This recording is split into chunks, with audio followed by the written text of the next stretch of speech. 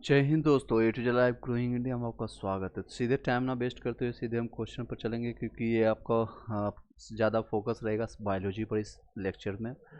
तो इस बुक से हम कंटेंट कुछ डिलीवर करेंगे और साथ ही साथ मेरे ने कुछ नोट्स है जो कि आपको चलेगा व्हाट्सएप ग्रुप में। अगर आप चाहिए तो आप पर्सनली कमेंट कीजिएगा। SCRT NCERT का कंप्रेस नोट्स मेरे पास है कई चीज़ें का, तो वो भी ले सकते हैं। आप मुझे पर्सनली मैसेज कीजिएगा। चलिए अब सीधे हम जानते हैं, क्योंकि बायोलॉजी सबसे ज़्यादा, अगर हम पूरे साइंस में देखेंगे 80 नंबर का आपका क्वेश्चन आएगा, जिसमें मैथ और साइंस दोनों रहेगा। जिसमें सबसे ज़्यादा अगर फिर बायो साइंस में अगर पूछा जाता है वो बायोलॉजी से। तो उस सारी चीज़ों को हम जानने की कोशिश करते हैं। पहले पॉइंट से हम जानते हैं, फसल एवं प्रबंधन से संबंधित है टॉपिक है आपका। NCERT से कवर कर रहे हैं ये चीज़ें, पौधे। उसके बाद हम करेंगे सूक्ष्म जीव, जीवाणु, बैक्टीरिया के बारे में जानेंगे इसी वीडियो में। वायरस, कवक के बारे में हम जानेंगे। प्रोटोजोआ। आपको सिर्फ सुनते जाना है और कुछ क्वेश्चन का जवाब देते जाना है। अगर आपको पता है तो जवाब दीजिएगा, अदरवाइज आप सिर्फ सुनना है। कवक, फंगस के बारे में जानेंगे। प्रोटोजोआ के बारे में होगा। पौधे एवं जंतुओं का संरक्षण और conservation of plant and animals. जंतुओं में जनन है और रिप्रोडक्शन ऑफ एनिमल्स एंड किशोरावस्था में है।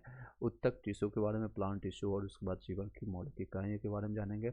और तथावत संस्थानों में आपको सुधार में, जैव प्रक्रम में है नियंत्रण एवं संबंधित हम जानेंगे। जीवन कैसे जीते हैं, अनुवांशिक और जैव विकास, ये बायोलॉजी का पहला हम टॉपिक चलते हैं फसल उत्पादन से एवं प्रबंधन से।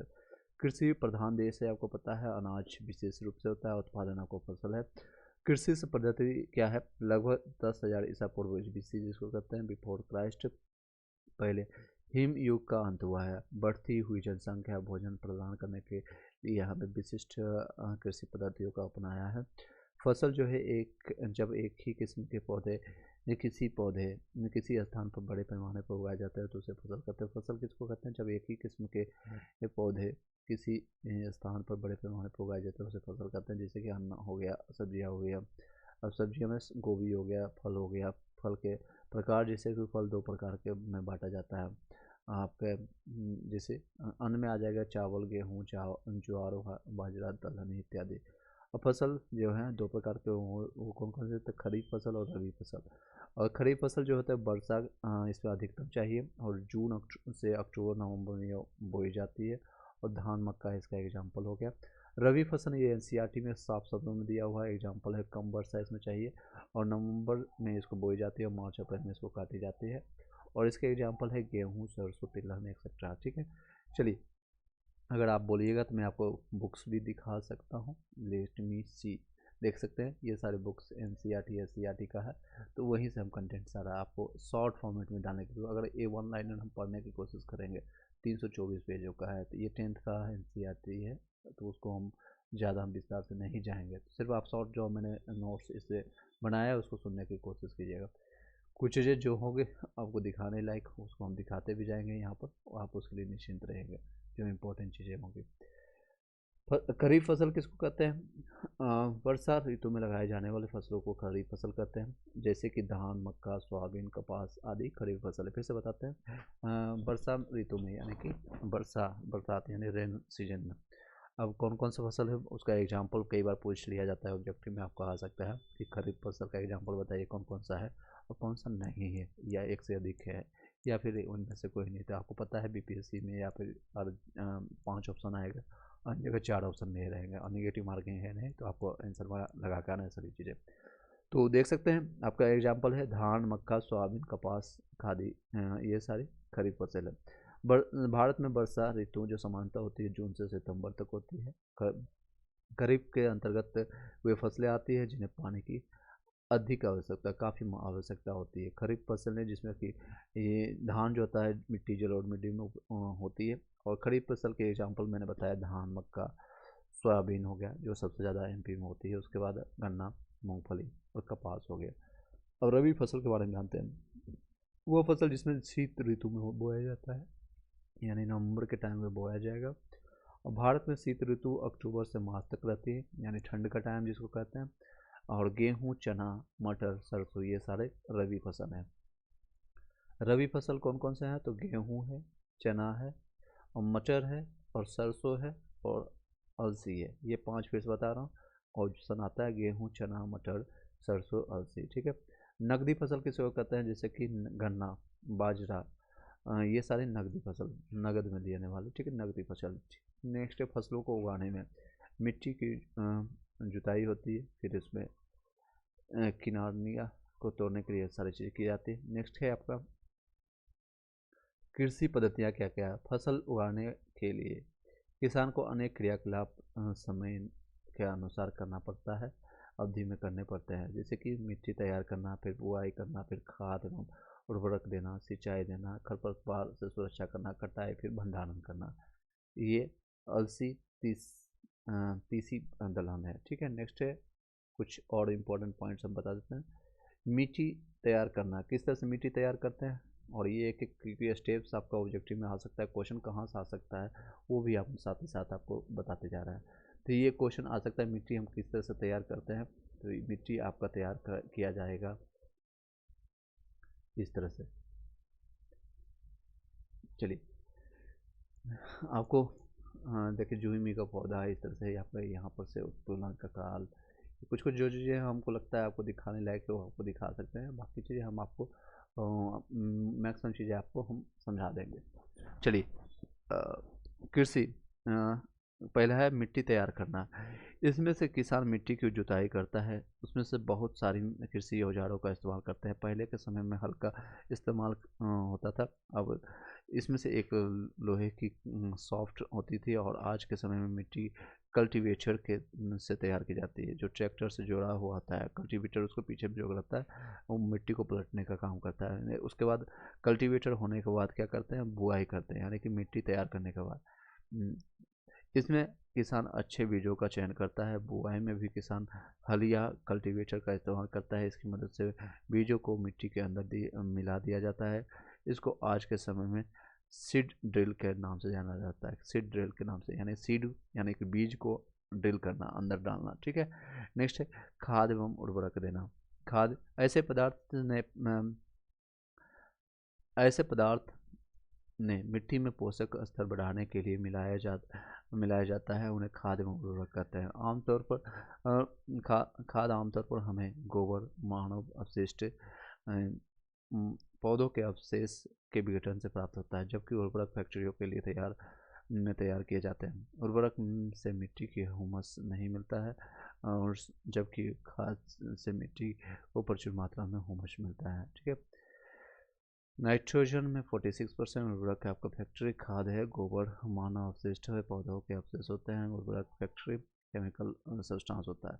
उर्वरक यूरिया होता है, जो कि NH2 CONH2 होता है, और CONH2 का होल 2 होगा। नाइट्रोजन 46% निर्माण इसमें फैक्ट्री होता है। नेक्स्ट है सिंचाई के लिए। अब उसके बाद आपको मैंने दो चीज़ पहले बता दी आपको, पहले तो हो गया बुआई, उसके बाद खाद एवं उर्वरक देना, उसके बाद आप करेंगे सिंचाई। सिंचाई क्या होता है, यानी किसान पौधों को पानी देने के लिए बहुत सारे स्रोतों का इस्तेमाल करते हैं, इसे हम सिंचाई के नाम से जानते हैं। सिंचाई के मुख्य स्रोत जो होते हैं, सबसे ज़्यादा आप देखते होंगे कुआँ।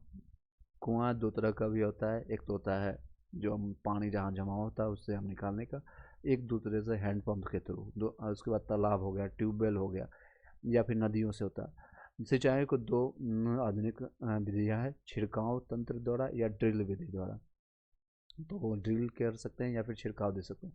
छिड़काव जो होता है जैसे पंप लगा करके उसमें ड्रिल कर सारी चीज़ें करना, वो सारे छिड़काव में आ जाएंगे।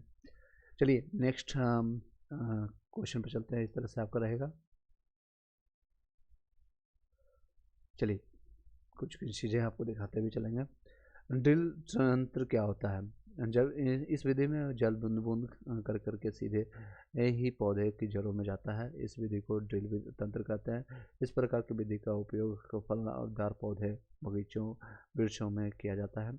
यह सिंचाई की सर्वोत्तम विधि है, इसमें से एक बूंद पानी भी व्यर्थ नहीं होता है। ड्रिल बिल में क्या होता है, मान लीजिए कि पाइप लगा दिया जाता है, साइड से आप देख सकते हैं, तो पाइपों से ही दोनों के बीच में आपको पौधे में पानी चली जाती है। चलिए नेक्स्ट पॉइंट पर चलते हैं। नेक्स्ट पॉइंट है छिड़काव तंत्र। असमतल भूमि के लिए ऐसे स्थान जहाँ जल की मात्रा कम हो, इस विधि में सीधे पाइपों के ऊपर से सिरों पर घूमने वाले नोजल लगे होते हैं। आपका नोजल इस तरह से पाइप देख सकते हैं, सभी पाइप एक निश्चित दूरी पर मुख्य पाइप से जुड़े होते हैं। ये जब मुख्य पाइप में जल का प्रभाव किया जाता है तो छोटे पाइप से होता है, वो घूमते हुए नोजल तक पहुंच जाता है और बाहर निकल जाता है। ये छिड़काव तंत्र ऐसा लगता है कि जैसे वर्षा हो रही है। इस प्रकार का छिड़काव लॉन, कॉफी कॉफ़ी के खेत में अत्यधिक होता है। कहाँ पर? तो लॉन और कॉफ़ी के खेत में होता है। अब लास्ट है, नेक्स्ट है आपका पाँचवा, खरपतवार से सुरक्षा करना। खरपतवार वो होता है, मान लीजिए आपने बीज बोया, सब कुछ किया, और आप कुछ दिन के बाद देखेंगे तो 10-15 दिन के बाद उसके साथ जंगल झाड़ आपका आ जाता है। जंगल झाड़ यानी इन द सेंस कि आपके साथ में जो एक्चुअल में जिसके आप बुआई कर रहे हैं, जिसके आप फसल उत्पादन करना चाह रहे हैं, उसके साथ वो कंपटीशन करना शुरू कर देता है, कि स्पर्धा को शुरू कर देता है, अब हम तेज़ी से बढ़ते हैं कि तुम बढ़ोगे। तो इसी खरपतवार को हटाने के लिए खेत में कुछ फसल के अलावा कुछ अवांछित पौधे उग जाते हैं, जिन्हें हम खरपतवार कहते हैं। खरपतवार हटाने के लिए निराई करते हैं।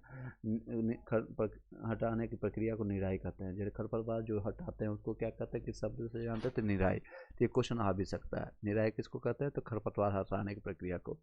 हम कुछ रसायनों का प्रयोग भी खरपतवार को नियंत्रित करने में करते हैं, जिन्हें खरपतवार नाशी के नाम से जाना जाता है। खेत में कई अवांछित पौधों को खरपतवार कहते हैं। किसान खरपतवार हटाने के लिए कई तरीके अपनाते हैं। कुछ निम्न में से देख सकते हैं, मैं एग्जांपल बता देता हूँ। वो है आपका हाथ से जड़ सहित तोड़ कर या फसल उगने से पहले मिट्टी को तैयार करके खरपतवार हटाने को सर्वोत्तम समय उनमें पुष्पन या एवं बीज बनने से पहले होता है। खरपतवार हटाने के लिए खुरपी या हैरी की सहायता ली जाती है। खरपतवार को रसायनों की सहायता से भी हटाया जा सकता है, जिनमें से 2 या 4 डी खरपतवार नाशी मुख्य खरपतवार नाशी है। खरपतवार नाशी का प्रयोग करते समय मुंह और नाक का कपड़ा लपेटना या मास्क लगाना मैंडेटरी होता है। मैंने 4-5 विधि बता दिया। चलिए नेक्स्ट पॉइंट पर जानते हैं। निराई। निराई किसको कहते हैं? खरपतवार को हटाने के लिए ही निराई कहते हैं। खेतों में निराई करना बहुत आवश्यक है, क्योंकि फसल के साथ उगे अवांछित पौधे जैसे जल, पोषक जगह, प्रकाश की स्पर्धा का कर फसल वृद्धि पर हानिकारक प्रभाव डालते हैं। फसल काटते समय भी वे बाधा उत्पन्न करते हैं। कुछ खरपतवार तो बौने विषैले भी होते हैं, और जो मनुष्य और पशुओं के लिए हानिकारक होता है। चलिए नेक्स्ट को चलते हैं, रसायन के बारे में जानते हैं। खरपतवार एवं पर नियंत्रण करने के लिए उपयोग किया जाने वाला रसायन विज्ञान की वह शाखा जो भौतिकी अवधारणाओं के आधार पर रासायनिक प्रणाली में घटित होने वाली परिघटनाओं को कहते हैं। अब लास्ट है ऑप्शन है कटाई करना। सब कुछ हो गया, फसल पक के ये धान बन गया है, तो कटाई। जब फसल तैयार हो जाती है तो उसे काटा जाता है, उससे हम कटाई करते हैं।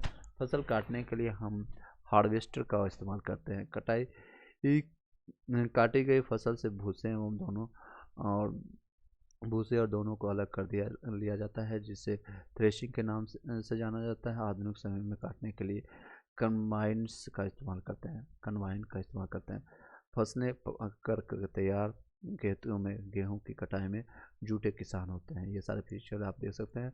चलिए नेक्स्ट है, कुछ कुछ पॉइंटर आपको एनसीईआरटी का आपको सामने दिख रहा है, इसको भी आप पढ़ करके आप ज्ञान ले सकते हैं। हार्वेस्टर क्या होता है? हार्वेस्टर यूज होता है फसल को काटने, भूसी और दोनों को थ्रेशर के माध्यम से अलग करने के लिए किया जाता है। हार्वेस्टर मशीन की सहायता से फसल की कटाई की जाती है। इसके द्वारा कम समय और कम मेहनत में कटाई अच्छे से हो जाती है। बहुत बड़ा मशीन है, आप देख सकते हैं हार्वेस्टर, गूगल पर सर्च करके देख सकते हैं। थ्रेसिंग के बारे में जानते हैं। काटी गई फसल से बीजों या दानों को भूसे से अलग करना थ्रेसिंग कहलाता है। यानी भूसा अलग हो गया और आपका जो मेन अनाज है वो अलग हो जाएगा। थ्रेसिंग का काम होता है कंबाइन मशीन से किया जाता है। कंबाइन मशीन हार्वेस्टर और थ्रेसर का सम्मिलित रूप होता है। ठीक है। नेक्स्ट है भंडारण। भंडारण होता है फसल की प्राप्ति होने के बाद उसे सुरक्षित किया जाता है, रख दिया जाता है, इसे हम भंडारण कहते हैं। भंडारण में हमें चूहे और कीटों से फसल की सुरक्षा करनी होती है, ताकि उसको खाने के लिए खाने से बचाया जा सके। भंडारण सबसे लास्ट में है, और ये 2 प्रकार का भंडारण होता है। भंडारण के प्रकार है, एक तो निजी भंडारण या सार्वजनिक भंडारण या सहकारी भंडारण। निजी भंडारण जिसके पास व्यवस्था है वो अपना निजी करेगा, जैसे व्यापारी या विनिर्माता अपने माल के संग्रह करने के लिए स्वयं भंडारित करता है और उसका संचालन करते हैं, तो उसे ऐसे भंडारों को निजी भंडारण करता है। एक होता है सार्वजनिक भंडारण। सार्वजनिक भंडारण उसको कहते हैं, यह एक स्वतंत्र इकाई होता है जिसमें किराया चुका कर कोई व्यक्ति अपने माल को इन भंडारण में गृहों में रख कर सकता है। अब सहकारी भंडारण क्या होता है? इन भंडारण की व्यवस्था सहकारी समितियों द्वारा अपने सदस्यों के लाभ के लिए किया जाता है और ये बहुत ही किफ़ायती दर पर भंडारण सुविधाएं प्रदान की जाती है। ये आपको सारी चीज़ें आपको देखने को सुनने को मिला होगा।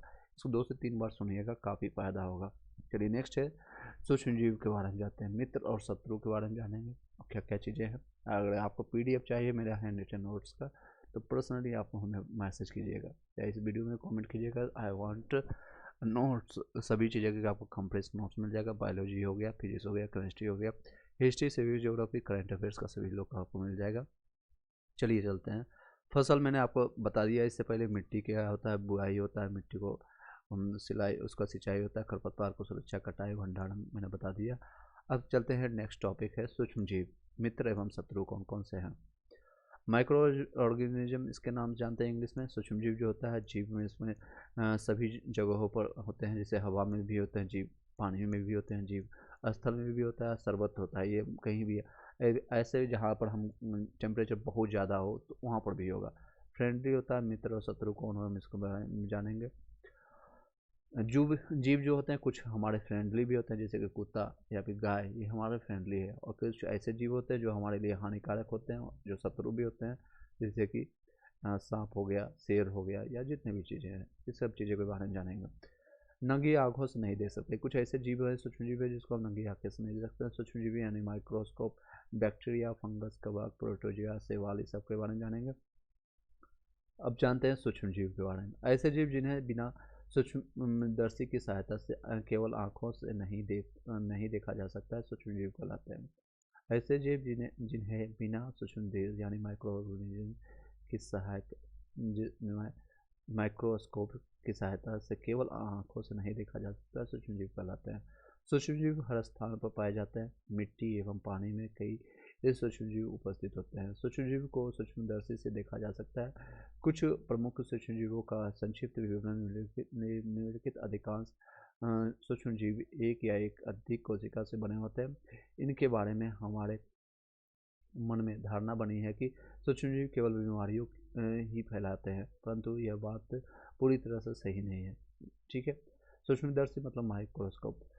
सरल शब्दों में अगर कहा जाए तो सूक्ष्म जीव हर जगह पाए जाते हैं, अर्थात हवा में भी, मिट्टी में, जल में, भूजल में इत्यादि सभी स्थानों पर सूक्ष्म जीव पाए जाते हैं, परंतु फिर भी कुछ स्थान पर अधिक संख्या में पाए जाते हैं, जैसे कि आप देख सकते हैं। सूक्ष्म जीव के प्रकार क्या है, तो हम जानते हैं मुख्यतः 4 प्रकार के बाटों में 4 प्रकार के होते हैं। पहला जीवाणु, जिसको बैक्टीरिया कहते हैं। दूसरा कवक, फंगस कहते हैं, और ये उसके बाद प्रोटोजोआ आपका होगा, उसके बाद शैवाल अलगी जिसको कहते हैं। अब पहला हम जानते हैं जीवाणु, बैक्टीरिया के बारे में। इसकी खोज लुमेन हॉक ने किया था। लुमेन हॉक है, आकार के आधार पर ये होता है कोमा यानी स्फेरिकल, रॉड, इस तरह से आकार के होगा। बैक्टीरिया या तो बहुत छोटा कोमा के आकार का होगा, या फिर स्फेरिकल होगा, सिलेंडर टाइप का, या फिर रॉड की टाइप का। नामकरण दिया था नॉमेनक्लेचर आपका एरनबर्ग ने किसने किया था? एरनबर्ग ने। ठीक है, इसका एरनबर्ग ने किया था। तो आगे देख सकते हैं हम। ओके नेक्स्ट, इसका यानी कि बैक्टीरिया का नामकरण एरनबर्ग ने किया था, और इसका जो खोज किया था लुमेनहॉक ने, और इसी से बैक्टीरिया से निकल के आती है आपका सेल वॉल, जिसको कहते हैं पेप्टिडोसाइल्स, यानी सेल जो होता है जिसको हिंदी कोशिका कहते हैं। केंद्रक इसका विकास किया गया था। प्रोएक्टिक इसको कहते हैं, या फिर यूकैरियोटिक कहते हैं। 2 टाइप का होता है, प्रोएक्टिक एंड यूकैरियोटिक। और इसका हम देखें, इस बुक से भी हम कवर करते जाते हैं साथ ही साथ, ताकि आपको कोई भी संशय ना रहे। तो इस बुक से हम कवर करने जा रहे हैं। आपको मैंने माउस रख दिया, उस बुक से जो कंटेंट आपको निकल के आएगा, पेज नंबर 151 आप निकाल लीजिए अगर आपके पास बुक है। अगर नहीं है तो आप सुनते जाइएगा, या फिर पीडीएफ के लिए आप हमें कमेंट कीजिएगा। थोड़ा सा विस्तार से सुनिएगा। आपका एनसीईआरटी क्लास 8 से चैप्टर 2 है, सूक्ष्म जीव से उठाया गया है मित्र एवं शत्रु। और एनसीईआरटी क्लास 9 से उठाया गया है चैप्टर नंबर 7 से। और जीवों में विविधता एनसीईआरटी क्लास 9 से आपका जीव जीव जगत है। सारे पॉइंट्स को मैं आपको शॉर्ट फॉर्मेट में बता रहा हूँ, सुनिएगा ध्यान से। जीव विज्ञान का परिचय। सभी जीवों जो लिविंग बींग्स से पादपों की संपूर्ण क्रियाओं का अध्ययन जीव विज्ञान यानी बायोलॉजी कहलाता है। लोगस का मतलब होता है स्टडी, शाखा के अंतर्गत होता है। जीव विज्ञान की वह शाखा जिसमें जीवों की संपूर्ण क्रियाओं का अध्ययन किया जाता है उसे जीव विज्ञान कहते हैं। अध्ययन की सुविधा की दृष्टि से जीव विज्ञान को विभिन्न शाखाओं में विभाजित किया जाता है। जंतुओं के अध्ययन जीव विज्ञान की शाखा में और प्राणी विज्ञान जूलॉजी के संबंध पादपों पेड़ पौधों का अध्ययन आपको कहलाता है। पादपों का अध्ययन क्या होता है? पेड़ पौधों का अध्ययन। वनस्पति बोटनी के अध्ययन के अंतर्गत आता है। अरस्तु जो है आपका, अरस्तु एरिस्टोटल जिसको इंग्लिश में कहते हैं, 384 से लेकर के और 322 ईसा पूर्व BC तक आपको रहने वाले हैं, बिफोर क्राइस्ट।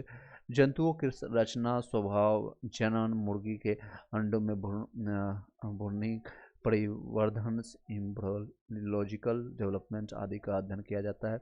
इसके आधार पर अपनी पुस्तक हिस्टोरिया एनिमेलियम में 500 जंतुओं का वर्णन किया था। कितने? 500 जंतुओं का वर्णन किया था। इसी कारण इन्हें जीव विज्ञान जंतु विज्ञान का जनक कहते हैं, यानी father of science, biology and zoology के कहते हैं। क्वेश्चन भी आएगा, आप बताइएगा कि father of zoology, father of science, father of biology कौन है? तो आपको अरस्तु। ठीक है। नेक्स्ट है थ्रियोफेटस। थ्रियोफेटस कौन है? तो थ्रियोफेटस इनका जन्म काल रहा है 370 से 287 BC बिफोर क्राइस्ट। लगभग 500 पादपों के बारे में इन्होंने बताया। पादप कौन क्या चीज़ें होते हैं? पादपों के बारे में इन्होंने बताया। पादपों का उनकी आयु आकार के आधार पर, ये क्या चीज़? आयु और आकार के आधार पर उनकी पुस्तक जो है हिस्टोरिया प्लांटेरम के में वर्णन किया। किसमें? ये उन्होंने लिखा था हिस्टोरिया एनिमल यानी एनिमल के बारे में, जंतुओं के बारे में। और इन्होंने लिखा है हिस्टोरिया प्लांटेरियम, इनका वर्णन किया गया था, जिसमें वनस्पति का विज्ञान का जनक कहा जाता है। फादर ऑफ बॉटनी अगर किसे जाना जाएगा तो है थ्रियोपेटस। ठीक है। अब जीव विज्ञान की प्रमुख शाखाएं हैं, उसको हम जानने की कोशिश करते हैं। क्या क्या शाखाएं? हाँ, जीव विज्ञान की विभिन्न शाखाओं में विभाजित किया जाता है। इन शाखाओं को निम्न चित्र पर समझाया गया है। जीव विज्ञान आप क्या है? पहला है एक मौलिक जीव विज्ञान, जिसको बेसिक बायोलॉजी कहते हैं। इसका दूसरा है अप्लाइड यानी प्रायोगिक जीव विज्ञान। अब मौलिक विज्ञान के 3 पार्ट हैं। एक तो है वनस्पति विज्ञान, जंतु विज्ञान है, सूक्ष्म जीव विज्ञान। इंग्लिश में जानिएगा, वनस्पति को बॉटनी कहेंगे, जंतु विज्ञान को जूलॉजी कहेंगे और सूक्ष्म जीव को माइक्रोबायोलॉजी कहेंगे। ठीक है। अब प्रायोगिक बायोलॉजी के 4 पार्ट हैं। तो कौन कौन से है? ध्यान सुनिएगा। एग्रीकल्चर यानी कृषि विज्ञान है, एग्रीकल्चर साइंस है। उसका चिकित्सा विज्ञान है, मेडिसिन साइंस है।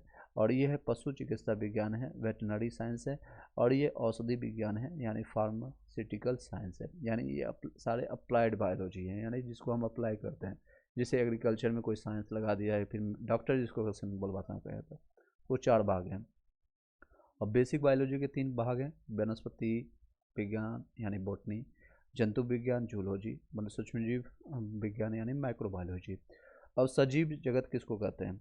जीव जगत में सजीव, लिविंग और लिविंग यानी कि निर्जीव दोनों प्रकार के वस्तुएं उपस्थित हैं।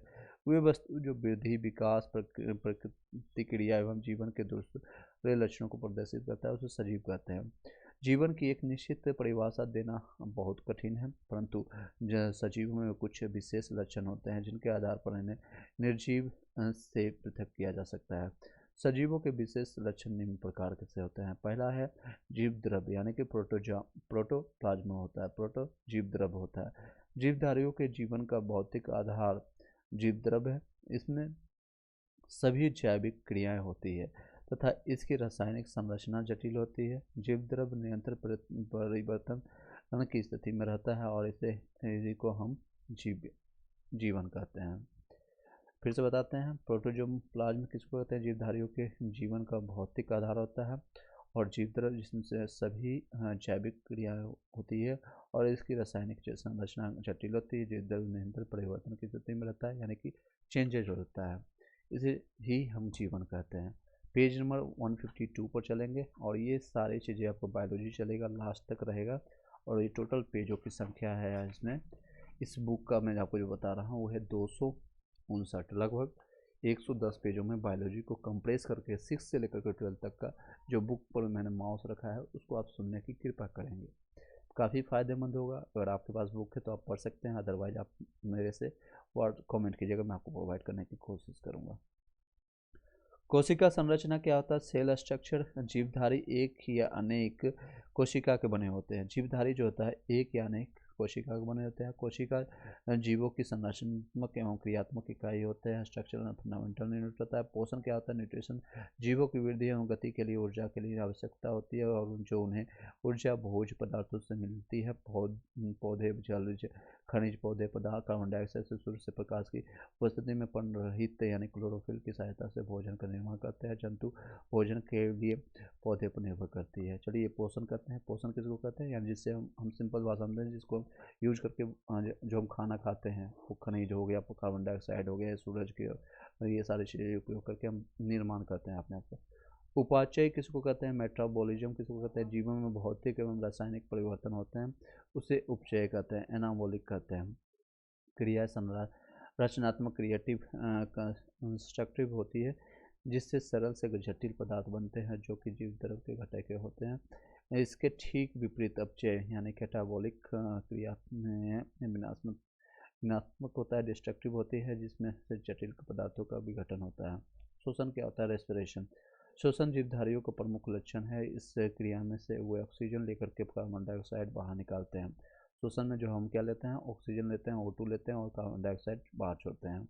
इस क्रिया में भोज्य पदार्थों में संचित ऊर्जा जो होती है मुक्त होती है, यानी जो हम खाना खाते हैं वो उससे ऊर्जा निकलती है, जिससे जैविक क्रियाएं संचालित होती है। फिर से बताते हैं, इस क्रिया से भोज्य पदार्थों में संचित ऊर्जा जो होती है, भोज्य पदार्थों में, क्योंकि भोज्य हम खाते हैं उसमें एक ऊर्जा रहती है, संचित ऊर्जा रहती है, वो मुक्त होती है, जिससे जैविक प्रक्रिया संचालित होती है। नेक्स्ट पॉइंट पर चलते हैं, गति क्या कहते हैं? मोमेंटम।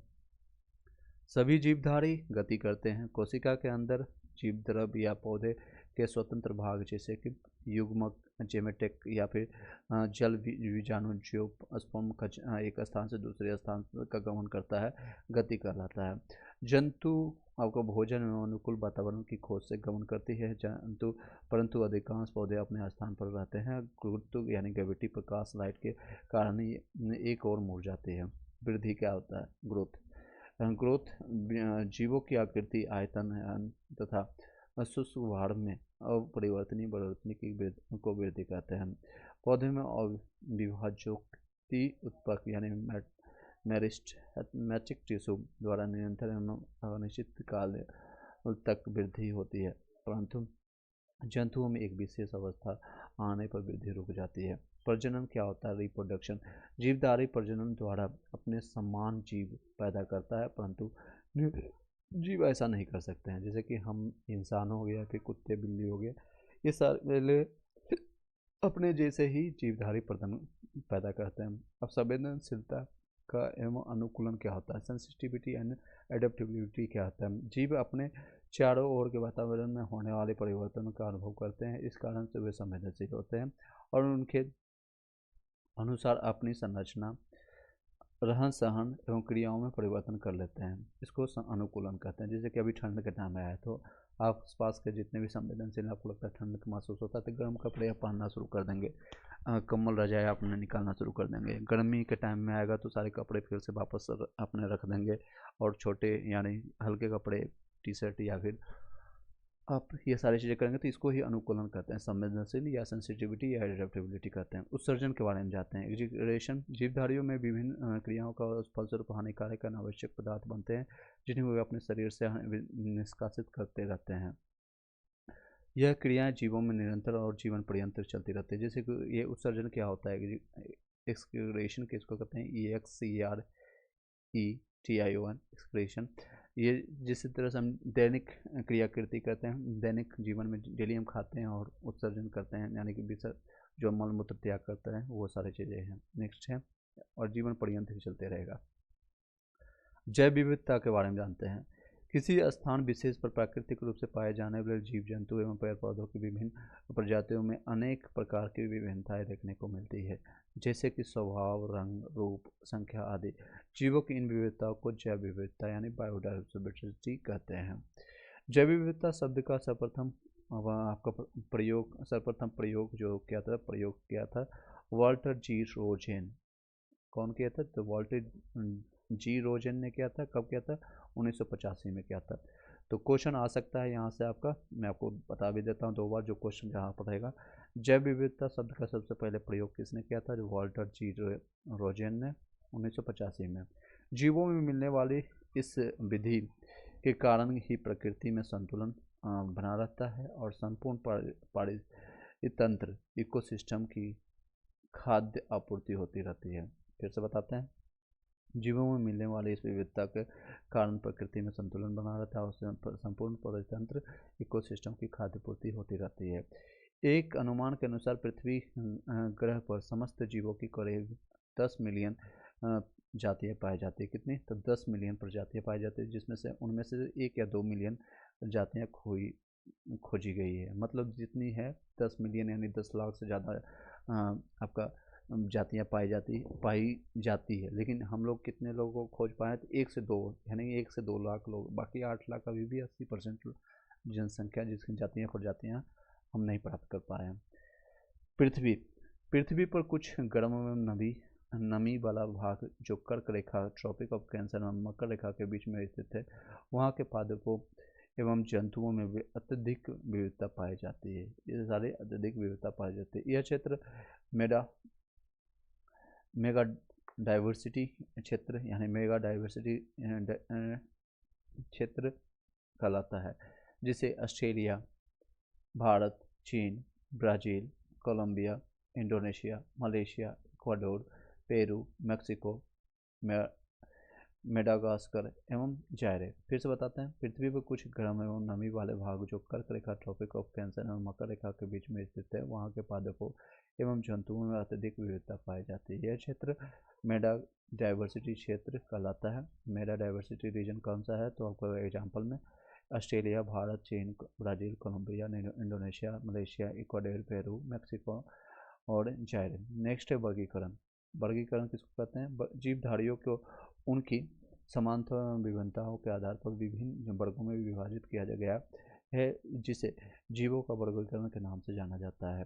जीवधारियों को सुविधाजनक रूप से पहचानने एवं मानव जाति के लिए इनकी उपयोगिता जानने के लिए जीवधारियों का वर्गीकरण किया अत्यंत आवश्यक है।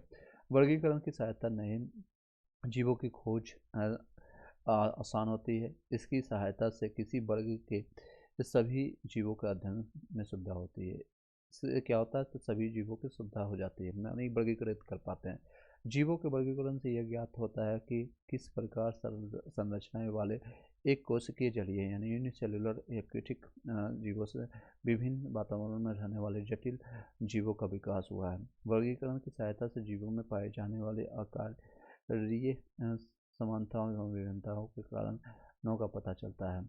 वर्गीकरण से जीवों के विकास क्रम का ज्ञान होता है। वर्गीकरण पद्धति का मुख्य कार्य वर्गीकरण के आधार इकाइयों को पहचानना एवं उनका वर्गीकरण करना होता है, जिससे जातियां समान प्रकार की जातियों को क्रमशः संबंधों के आधार पर उच्च वर्गों में वर्गीकृत किया जाता है। नेक्स्ट है, वर्गीकरण का आधार क्या होता है? सजीवों के कुछ विशेष लक्षण होते हैं जिनके आधार पर उन्हें वर्गीकृत किया जाता है। वे लक्षण निम्नलिखित हैं। कोशिका संरचना, cell structure. Prokaryotic and eukaryotic कोशिका की संरचना अलग अलग होती है। प्रोकैरियोटिक हो जाता है सेल स्ट्रक्चर। यूकैरियोटिक कोशिका में झिल्लीबद्ध कोशिका होती है। मेम्ब्रेन्स एंड सेल ऑर्गेनेल्स पाए जाते हैं। विकसित केंद्रक न्यूक्लियस में भी पाया जाता है। इसके लिए ही कोशिका के विभिन्न भागों में कोशिका क्रियाएं होती है, जबकि प्रोकैरियोटिक कोशिका में झिल्ली युक्त कोशिकांग अनुपस्थित होते हैं और जैव रासायनिक प्रक्रिया भी भिन्न होती है।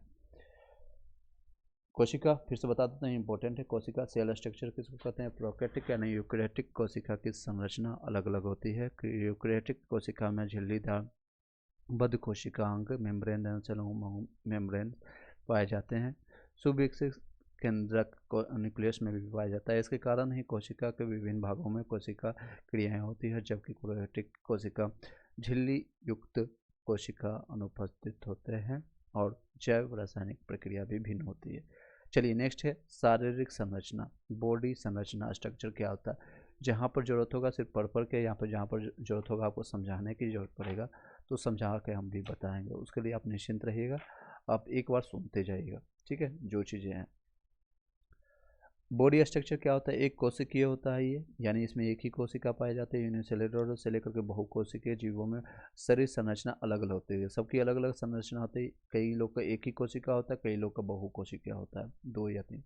समूह में पाई जाने वाली कोशिका किसी जीव का निर्माण करने की क्षमता पाई जाती है। समूह में जो पाई जाने वाली कोशिका है वो जीव निर्माण करने की क्षमता होता है। ये कोशिका श्रम विभाजन यानी डिवीजन ऑफ लेबर प्रदर्शित करता है। हम ऊतकों यानी टिश्यूज एवं अंगों ऑर्गेन्स से मिलकर के अंग तंत्र का निर्माण करती है, जबकि एक कोशिकीय जीवों में ये सभी लक्षण अनुपस्थित होते हैं। जैसे अगर मान लीजिए कोई एक लड़का ही रह रहा है तो कहाँ से कोई बच्चा पैदा करेगा? सिंपल सी बात है। यानी बहुकोशिकीय में अगर 2 मिलेंगे 3 मिलेंगे तो ही संभव है कि उसका टिश्यू बनेगा, ऑर्गेन बनेगा, अंग बनेगा, उसका हम प्रजनन अंग तंत्र निर्माण करने के सक्षम होंगे। नेक्स्ट पॉइंट है न्यूट्रिशन, पोषण के बारे में जानते हैं। पोषण के आधार पर 2 प्रकार के जीवों होते हैं, एक स्वपोषी होता है, एक विषमपोषी होता है। स्वपोषी किसको कहते हैं? ऑटोट्रॉफ्स कहते हैं। ये जीव अपना भोजन प्रकाश संश्लेषण की क्रिया से स्वयं बनाते हैं।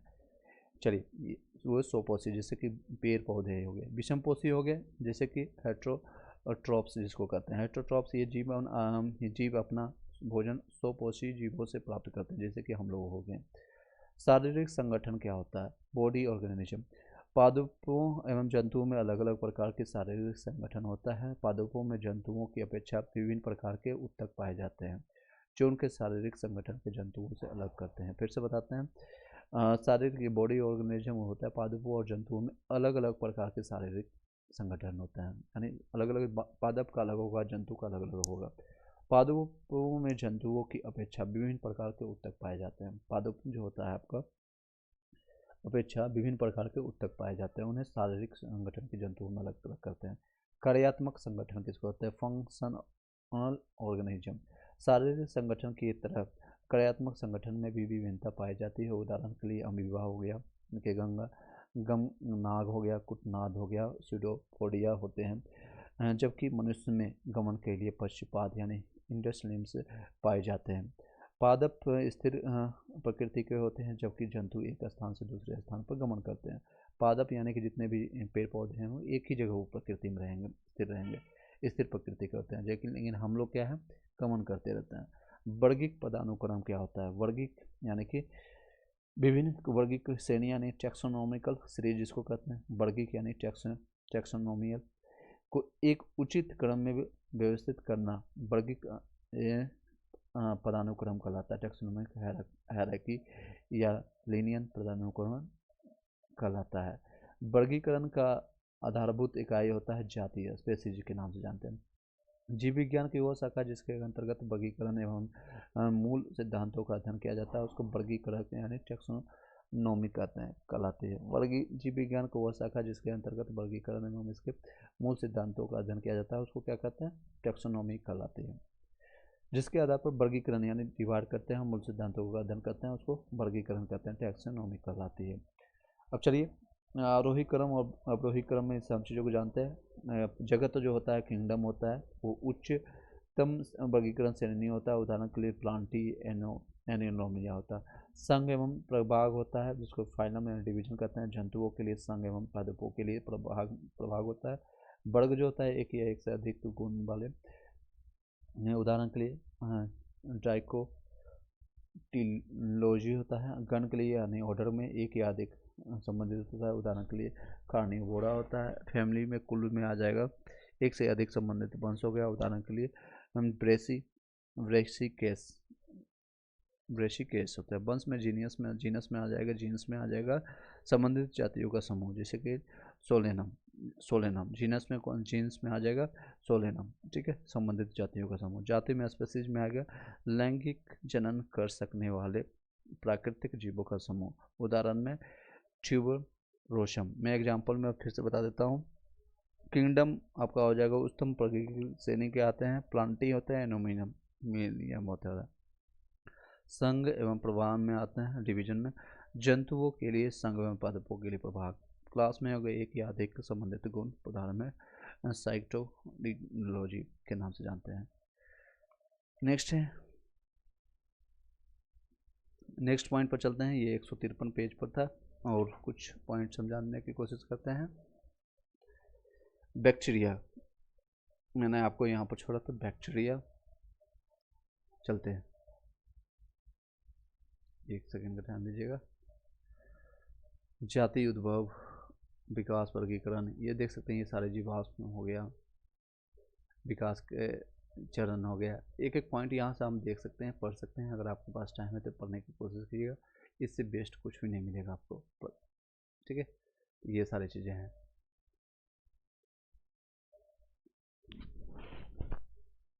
चलिए बैक्टीरिया के बारे में जानते हैं। बहुत टाइम दीजिए। चलिए मेरे प्यारे बच्चों, अब नेक्स्ट इसमें हम देखते हैं उसी टॉपिक का मैंने अभी विस्तार से थ्योरी आपको बताया। अब इसी चीज़ को हम पढ़ेंगे फिर से थ्योरी, और उसके बाद हम इसका ऑब्जेक्टिव लगाएंगे। आपको पेज नंबर है टोटल, आप देख सकते हैं बायोलॉजी का फर्स्ट पेज में आता है, और इसको हम थोड़ा सा बायोलॉजी हम लूसेंट से भी देखेंगे, क्योंकि सेम चीज़ों को हम अलग अलग बुक से जो भी देखेंगे, ताकि आपको कोई भी चीज़ें छूटे ना। मैंने आपको जैसे बताया निचोड़ मैंने दे रहा हूँ, सभी बुक्स का आपको निचोड़ मिलेगा। चलिए लूसेंट का मैं आपको पेज नंबर आपको बता देता हूँ, वहाँ से आप देख सकते हैं 236 नंबर पेज है। जीव विज्ञान बायोलॉजी, जीव विज्ञान की वह शाखा जिसके अंतर्गत सभी जीवधारियों का अध्ययन करते हैं। बायोलॉजी, बायो का अर्थ होता है जीवन, और लोगोस का अर्थ होता है अध्ययन करना, स्टडी करना। जीव विज्ञान का अध्ययन बायोलॉजी कहलाता है। जीव विज्ञान शब्द का प्रयोग सर्वप्रथम किया था लैंडमार्क ने, और फ्रांस के रहने वाले हैं ट्रेविसियन ने, ट्रेविरेनस ने जर्मनी के रहने वाले हैं वैज्ञानिक 1801 में।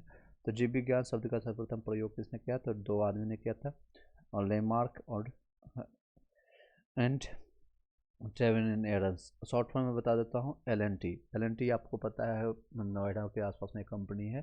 तो जीव विज्ञान आपको बायोलॉजी से किसने किया था? LNT, लैंडमार्क एंड ट्रेविनियस, ट्रेवायरनस के जर्मनी का रहने वाला है 1801 में। कुछ चीज़ें हैं इंपॉर्टेंट जीव की शाखाएँ जो है आपको बता देते हैं। एपीकल्चर आपको मधुमक्खी पालन का संबंधित है। सेरिकल्चर रेशम कीट का है। स्पीसीकल्चर मत्स्य पालन का है।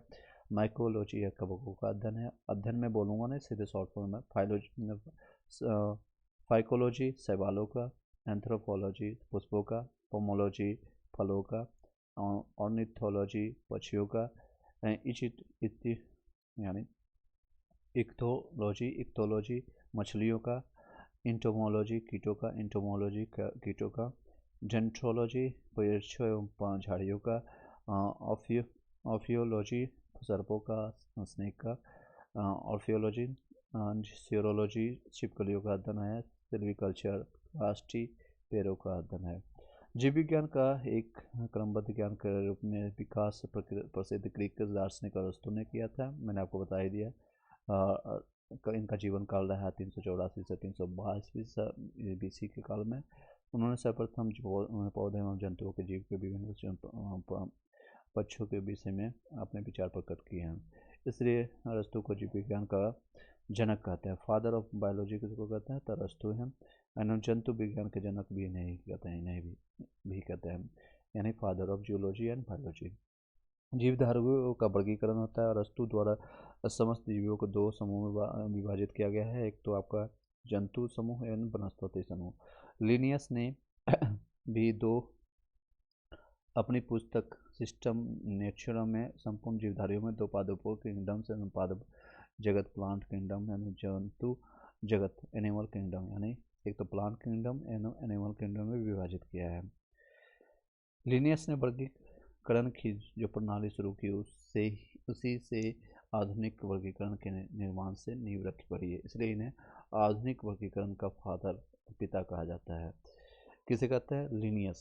लिनियस को किस क्या कहते हैं? आधुनिक यानी modern, father of modern taxonomy.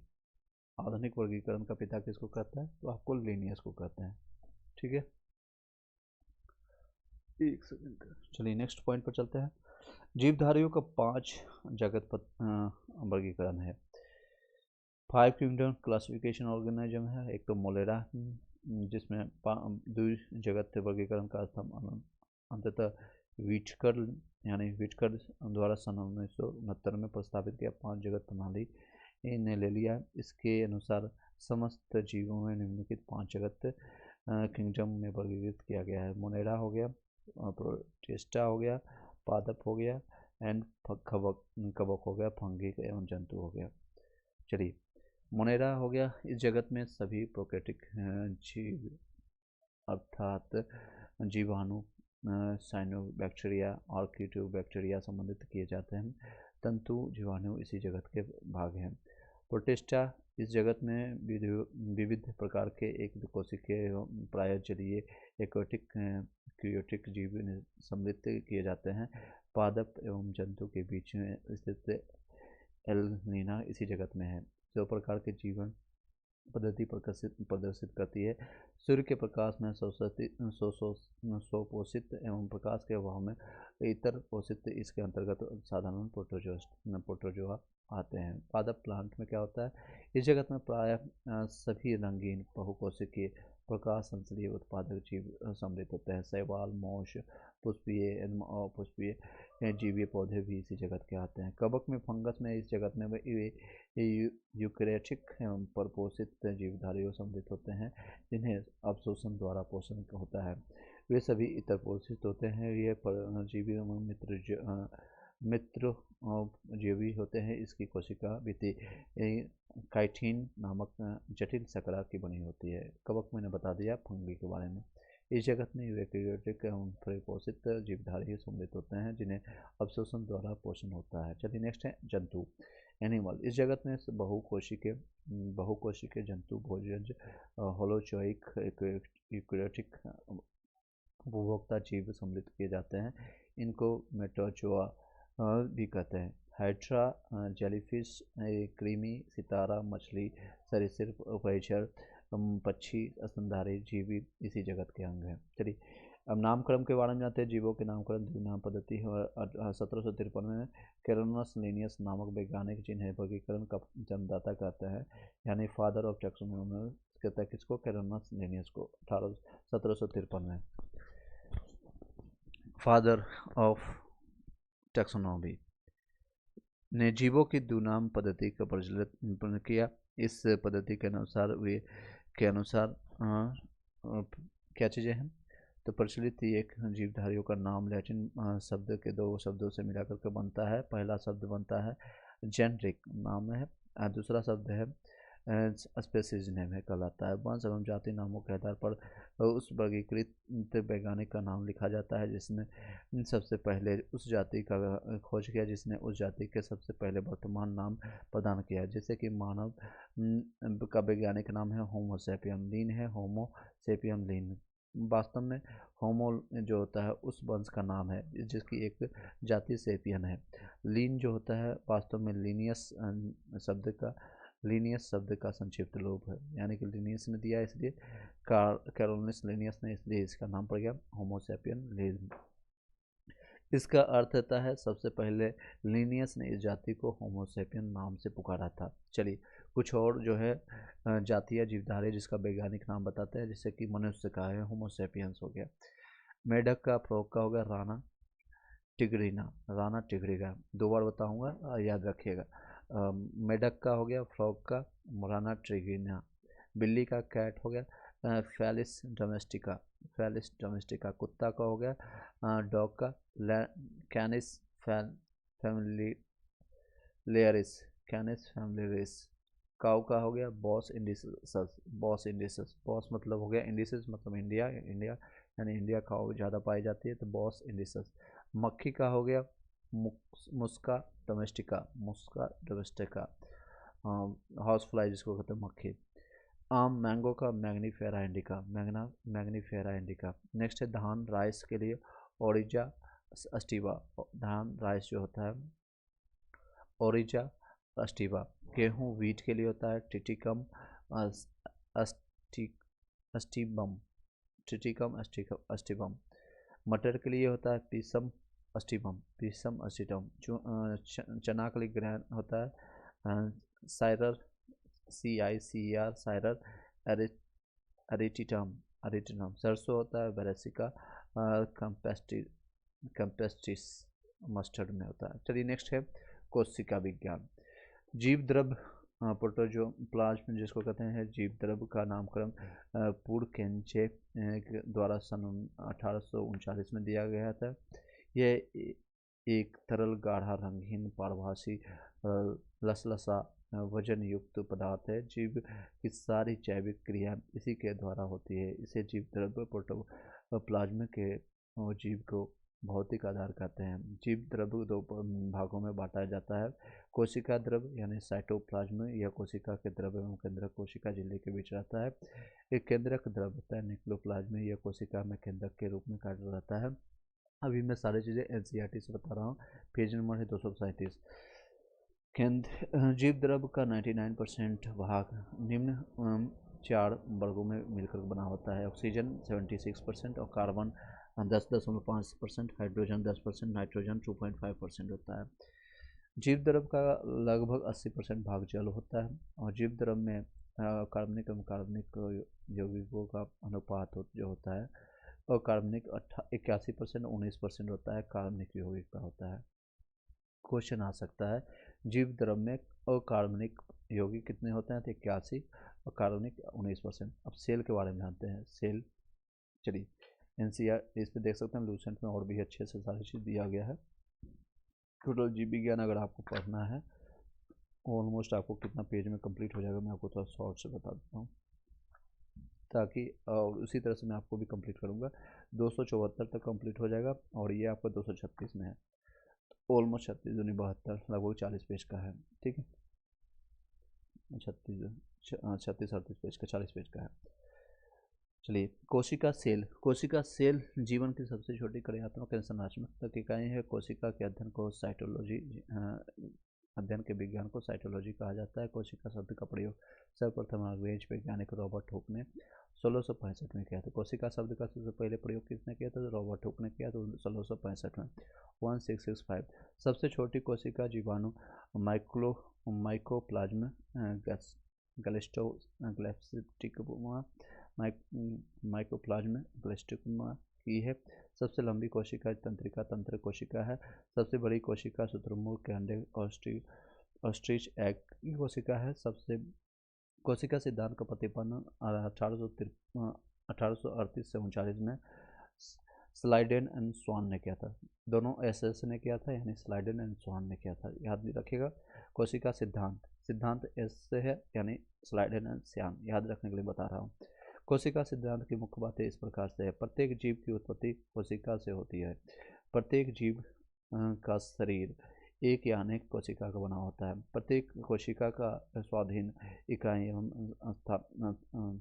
तथापि सभी कोशिका मिलकर के काम करती है, फलस्वरूप एक जीव का निर्माण होता है। कोशिका का निर्माण जिस क्रिया से होता है उसमें केंद्रक प्रमुख मुख्य अभिकर्ता सिक्रेटर होता है। कोशिका दो प्रकार की होती है, प्रोकैरियोटिक होता है, ये यूकैरियोटिक होता है। प्रोकैरियोटिक होता है, इन कोशिकाओं में हिस्टोन प्रोटीन नहीं होता है, जिसके कारण इन्हें क्रोमैटिक नहीं बन पाता है। केवल DNA का सूत्र ही सूत्र के रूप में पड़ा रहता है, अन्य कोई अवधारणा इसे घेरे नहीं रहता है। अतः केंद्रक नाम ही में कोई विकसित कोशिका इसमें नहीं होता है। जीवाणु एवं नील हरित शैवालों में ऐसी कोशिका मिलती रहती है। फिर से बताता हूँ, प्रोकैरियोटिक कोशिका दो प्रकार का होता है, prokaryotic and eukaryotic. Okay, prokaryotic में क्या होता है, इन कोशिकाओं में हिस्टोन प्रोटीन नहीं होता है, इसमें जिसके कारण क्रोमैटिक नहीं बनता है। हिस्टोन नहीं होता है जिसके कारण इसमें क्रोमैटिक नहीं बनता है। केवल DNA का सूत्र ही गुणसूत्र के रूप में पड़ा रहता है, अन्य कोई अवधारणा इसे घेरे नहीं रहता है। अतः केंद्रक का नाम ही कोई विकसित कोशिकाओं के इसमें नहीं रहता है। जीवाणु एवं नीलहरित के शैवालों में ऐसी कोशिकाएं मिलती रहती है। हम पढ़ते हैं यूकैरियोटिक कोशिका। इन कोशिकाओं में दोहरी झिल्ली के आवरण केंद्रक आवरण से घिरा सुस्पष्ट केंद्रक पाया जाता है, जिसमें से डीएनए एवं हिस्टोन प्रोटीन के संयुक्त होने से बनी क्रोमैटिक तथा इसके अलावा केंद्रिका न्यूक्लियस होते हैं। प्रोकैरियोटिक एवं यूकैरियोटिक कोशिका के मुख्य अंतर क्या होते हैं? कोशिका भित्ति होती है आपका प्रोकैरियोटिक आपका, और कोशिका यूकैरियोटिक। पहला है कोशिका भित्ति। प्रोटीन कार्बोहाइड्रेट के बने होते हैं प्रोकैरियोटिक, और यूकैरियोटिक होता है सेलुलोज से बने होते हैं, यानी कि यूकैरियोटिक में सेलुलोज यानी कि घास फूस का। माइक्रो इसमें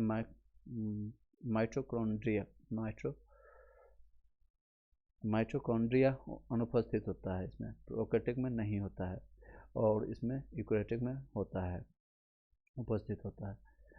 एंडोप्लाज्मिक रेटिकुलम इसमें अनुपस्थित होता है, इसमें यूकैरियोटिक में उपस्थित होता है।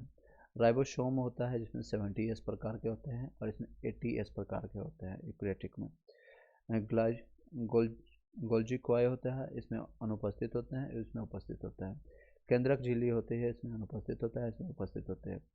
और लाइसोसोम में होता है, अनुपस्थित होता है, इसमें उपस्थित होता है। डीएनए जो होता है एकल सूत्र के रूप में होता है, पूर्ण विकसित एवं दोहरे सूत्र के रूप में होते हैं। इसमें कशाभिका में होता है, केवल एक तंतु होता है, इसमें यूकैरियोटिक में 11 तंतु होते हैं।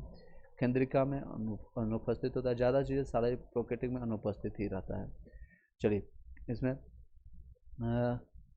केंद्रिका अनुपस्थित है, इसमें उपस्थित होता है। सेंट्रियोल इसमें अनुपस्थित है, इसमें उपस्थित है। शोषण इसमें प्लाज्मा झिल्ली द्वारा होता है, इसमें माइटोकॉन्ड्रिया द्वारा होता है। यूकैरियोटिक में माइटोकॉन्ड्रिया द्वारा होता है। लिंग में देखेंगे, लिंग प्रजनन इसमें नहीं पाया जाता है प्रोकैरियोटिक में, लेकिन इसमें पाया जाता है यूकैरियोटिक में। प्रकाश संश्लेषण थाइलेकाइट्स में होता है, इसमें क्लोरोप्लास्ट में होता है। यूकैरियोटिक में आपको क्लोरोप्लास्ट में होता है, इसमें प्रोकैरियोटिक में होता है थाइलेकाइड में होता है। कोशिका विभाजन आपका अर्धसूत्री प्रकार का होता है इसमें, और यूकैरियोटिक में होता है अर्धसूत्री एवं समसूत्री प्रकार का होता है, दोनों होता है इसमें। चलिए, मैंने डिफरेंस बता दिया, एक बार फिर से बता देता हूँ ताकि आपको याद रहे। Prokaryotic and eukaryotic. कोशिका भित्ति जो होती है प्रोटीन एवं कार्बोहाइड्रेट की बनी होती है, इसमें सेलुलोज की बनी होती है। और माइटोकॉन्ड्रिया नहीं होती, इसमें होती है। एंडोप्लाज्मिक इसमें नहीं होती, इसमें होती है। राइबोसोम 70S के हैं, इसमें 80S के हैं। गोल्जी कॉय केंद्रक झिल्ली होते हैं, इसमें नहीं होती है, इसमें होती है। केंद्रक झिल्ली इसमें प्रोकैरियोटिक में नहीं है, और इसमें है। राइबोसोम अनुपस्थित है, इसमें उपस्थित है। डीएनए एकल सूत्री के हैं, इसमें पूर्ण विकसित एवं दोहरे सूत्र के होते हैं डीएनए। और कशाभिका होता है, केवल एक तंतु होता है, कुल 11 तंतु होते हैं। और केंद्रिका अनुपस्थित होता है, और उपस्थित इसमें उपस्थित होता है। सेंट्रियोल इसमें प्रोकैरियोटिक में अनुपस्थित है, इसमें उपस्थित है। शोषण प्लाज्मा झिल्ली द्वारा, इसमें माइटोकॉन्ड्रिया द्वारा। लिंग प्रजनन नहीं इसमें होता है। प्रकाश संश्लेषण थाइलेकाइड द्वारा, इसमें क्लोरोप्लास्ट द्वारा होता है। इसमें अर्धसूत्री होता है। कोशिका विभाजन इसमें अर्धसूत्री और समसूत्री दोनों होता है। कोशिका विभाजन के मुख्य भाग कौन कौन से हैं, इसमें जानने की कोशिश करते हैं। चलिए, कोशिका भित्ति सेल वॉल, यह केवल पादप कोशिका में पाया जाता है। यह सेलुलोज का बना होता है। यह कोशिका को निश्चित आकार एवं आकृति बनाए रखने में सहायता देता है। जीवाणु का कोशिका भित्ति एपिडोमिनल फ्लैन का बना होता है। कोशिका झिल्ली होता है सेल मेम्ब्रेन। कोशिका के सभी अवयव एक पतली झिल्ली के द्वारा घिरे होते हैं। इस झिल्ली को कोशिका झिल्ली कहते हैं। यह अर्धपरागन झिल्ली सेमी मेम्ब्रेन होती है। इसका मुख्य कार्य कोशिका के अंदर जाने वाले, अंदर से बाहर आने वाले पदार्थों का निर्माण करना होता है। नेक्स्ट है तारककाय सेंट्रोसोम। इसकी खोज बाबेरी ने की थी। किसने की? तारककाय यानी सेंट्रोसोम की खोज किसने की थी? बोबेरी ने की थी।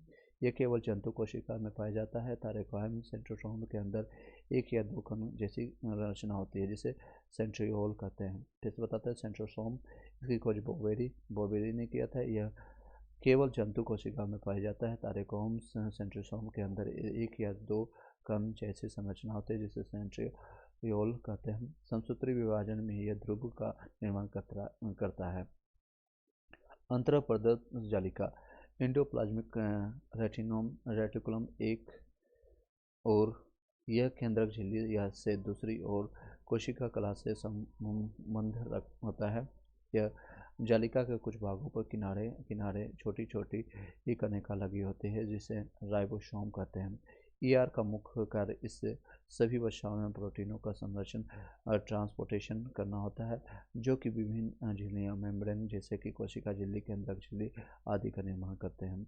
राइबोसोम क्या होता है? सर्वप्रथम राइबोनियस एवं ब्राउन ने 1953 में पादप कोशिका में जी.ई. पेलाडे ने 1955 में जंतु कोशिका में राइबोसोम को देखा और 1958 में रॉबर्ट ने इसका नामकरण किया। यह राइबोन्यूक्लिक एसिड आरएनए नामक अम्ल एवं वो प्रोटीन की बनी होती है। यह प्रोटीन संश्लेषण के लिए उपयुक्त स्थान प्रदान करते हैं अर्थात यह प्रोटीन का उत्पादन स्थल, इसलिए इसे प्रोटीन की फैक्ट्री ऑफ प्रोटीन भी कहा जाता है। स्तनी के लाल रुधिर कण में राइबोसोम में द्रव्यशाली नलिका जालिका नहीं पाया जाता है। लाल रुधिर कणिका द्वारा प्रोटीन संश्लेषण नहीं होता है। चलिए नेक्स्ट है माइटोकॉन्ड्रिया के बारे में जानते हैं। 6 पॉइंट है माइटोकॉन्ड्रिया 238 नंबर पेज पर है। इसकी खोज अल्टमेंस ने 1886 में की थी। मेंडल ने इसका नाम माइटोकॉन्ड्रिया दिया। यह कोशिका का श्वसन स्थान है। कोशिका में इसकी संख्या निश्चित नहीं होती है।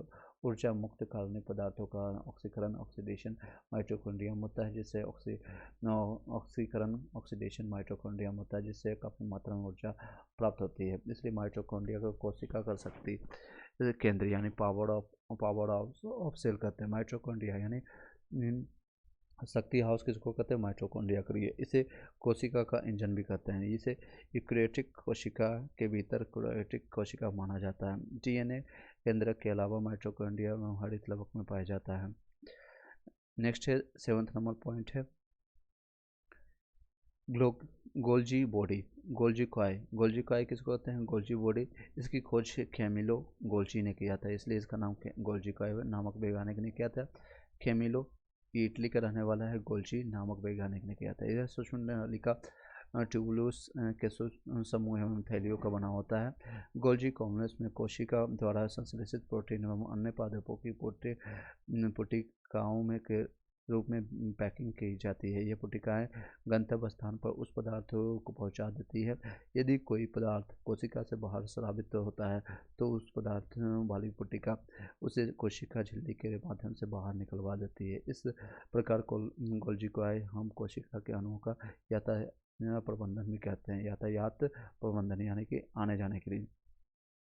ये कोशिका भित्ति एवं लाइसोसोम का निर्माण भी करती है।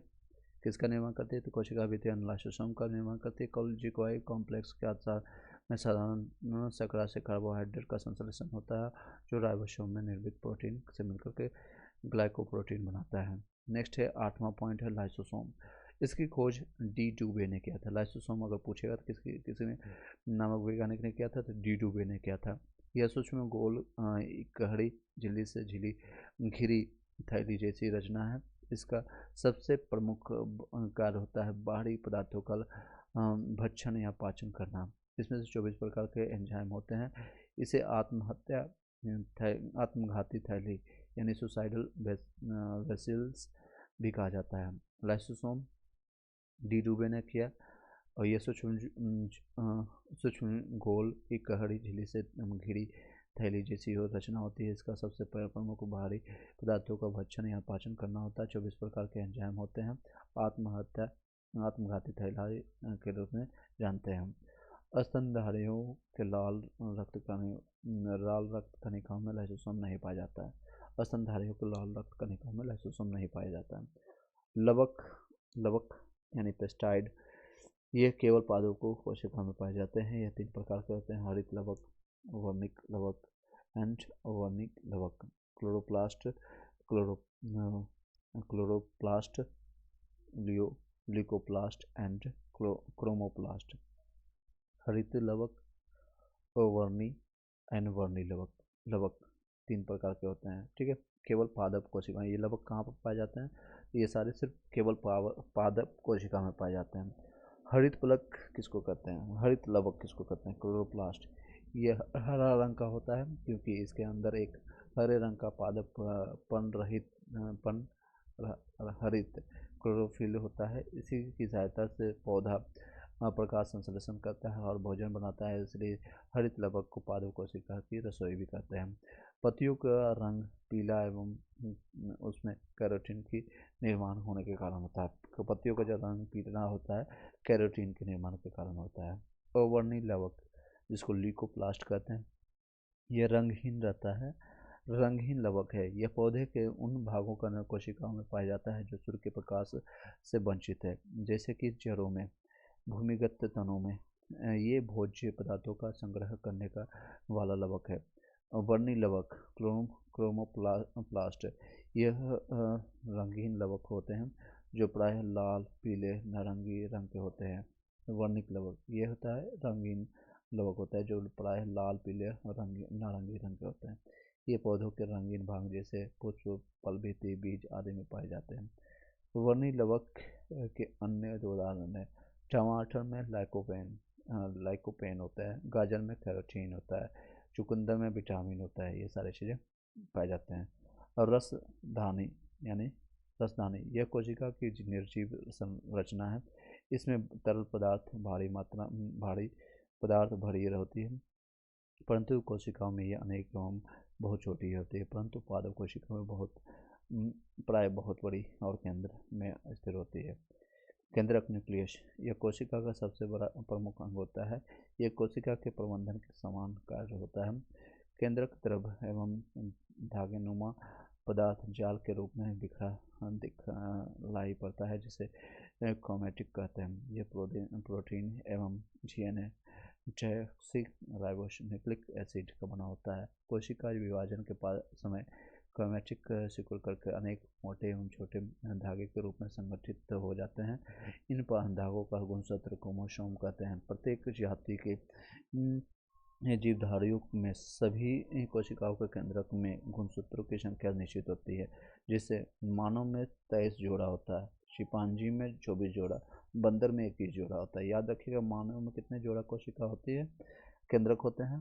तो आपका गुणसूत्र जिसको कहते हैं क्रोमोसोम, वो आपका है 23 है, ठीक है। प्रत्येक गुणसूत्र में जेली के समान एक गाढ़ा भाग होता है जिसे मैट्रिक्स कहते हैं। क्या कहते हैं? मैट्रिक्स। मैट्रिक्स में दो परस्पर लिपटे महीन एवं कुंडली सूत्र दिखलाई देते हैं, जैसे क्रोमोनिमाटा यानी जिसको क्रोमोनिमाटा कहते हैं। प्रत्येक क्रोमोनिमाटा एक अर्ध गुणसूत्र कहलाता है। इस प्रकार प्रत्येक गुणसूत्र में 2 क्रोमैटिक का बना होता है। दोनों क्रोमैटिक एक निश्चित स्थान में एक पर एक दूसरे से जुड़े होते हैं, जिसे क्या कहते हैं? तो इसको कहते हैं सेंट्रोमेयर कहते हैं, सेंट्रोमियर कहते हैं।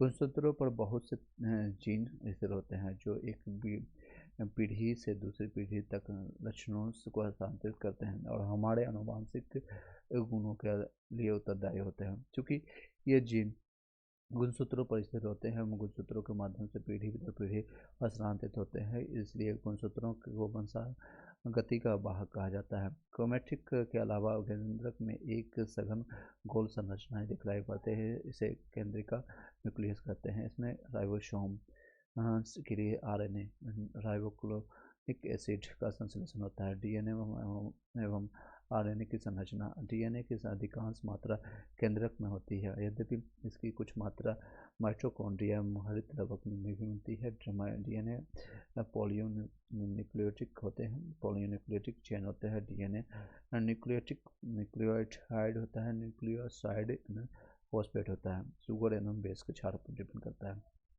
क्षार क्या होता है? डीएनए में उपस्थित क्षार 4 प्रकार के होते हैं। एक होता है एडेनिन, ए, नेक्स्ट हो गया गुआनिन, जी हो गया, थाइमिन, टी हो गया, एंड साइटोसिन, सी हो गया।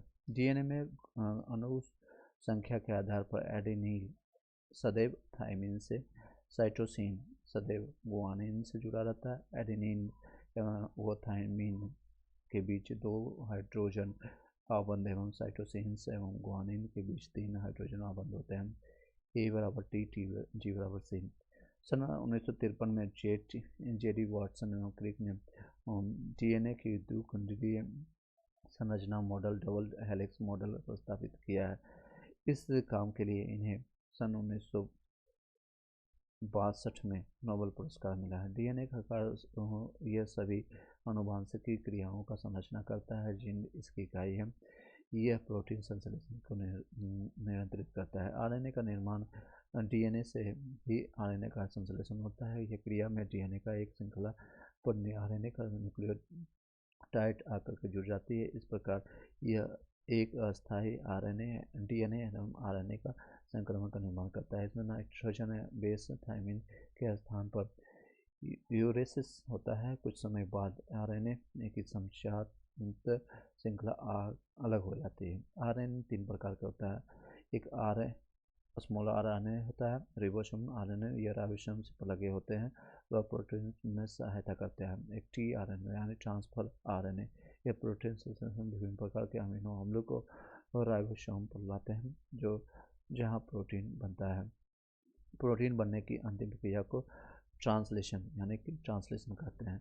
mRNA यानी मैसेंजर आरएनए, पहला तो राइबोसोम हो गया, फिर ट्रांसफर हो गया एंड दूसरा मैसेंजर हो गया। यह केंद्रक के बाहर विभिन्न आदेश लेकर के मशीनों अमीनो अम्ल को चुनने में मदद करता है। यह केंद्रक के बाहर विभिन्न आदेश लेकर अमीनो अम्लों को चुनने में मदद करता है। डीएनए और आरएनए में मुख्य अंतर क्या होता है बताते हैं।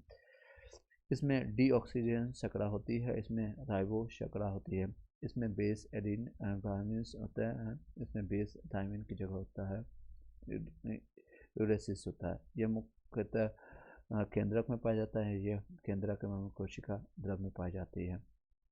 टोटल 239 नंबर पेज पर आ गए हैं हम। तो काफ़ी है और काफ़ी अच्छा लग रहा है पढ़ने में भी, आपको पढ़ाने में भी, तो काफ़ी चीज़ें है आपको मिलेगा। नेक्स्ट क्वेश्चन पर चलते हैं, देखते हैं कितने मिनट का वीडियो बन चुका है।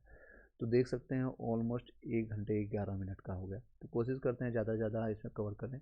और बीपीएससी के जितने भी लोग हैं अपना अपना फॉर्म भरना शुरू कर दीजिएगा, और आ चुका है सभी चीज़ों का, और फॉर्म भरिएगा। चलिए नेक्स्ट अब चलते हैं इस बुक का क्वेश्चन आंसर। इसको हम अभी यहीं पर रोक देते हैं।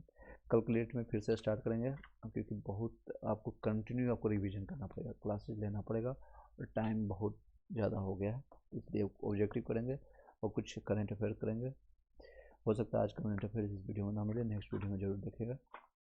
चलिए, जीवों का वर्गीकरण है, पेज संख्या है इसमें आती है, जीव विज्ञान का है। इस बुक से हम ले रहे हैं आपका महेश्वर अग्रवाल का ऑब्जेक्टिव से। जीवों के वर्गीकरण का उद्देश्य नहीं है। ऑप्शन है कुछ निश्चित संरचनाओं के आधार पर जीवों के पहचान करना, ये नहीं, ये तो सही बात है। समरूप एवं संबंधों के आधार पर प्रजातियों को उचित वर्गों में रखना, ये भी सही है। जीवों के विकास किए परिवर्तन को दर्शाना, ये भी सही है। तो विभिन्न भिन्न भाषाओं में जीवों के नाम दर्शाना, ये भी गलत है। तो आपका डी आंसर आ जाएगा। जीवों के शारीरिक, फिर से बता देता हूँ, जीवों के वर्गीकरण का उद्देश्य क्या नहीं है। तो भिन्न भिन्न भाषा से संबंधित है इन्हें, इसलिए भाषाओं में जीवों का नाम दर्शाना। बाकी चीज़ें हैं जैसे कि कुछ निश्चित लक्षणों के आधार पर जीवों की पहचान करना, ये तो सही है।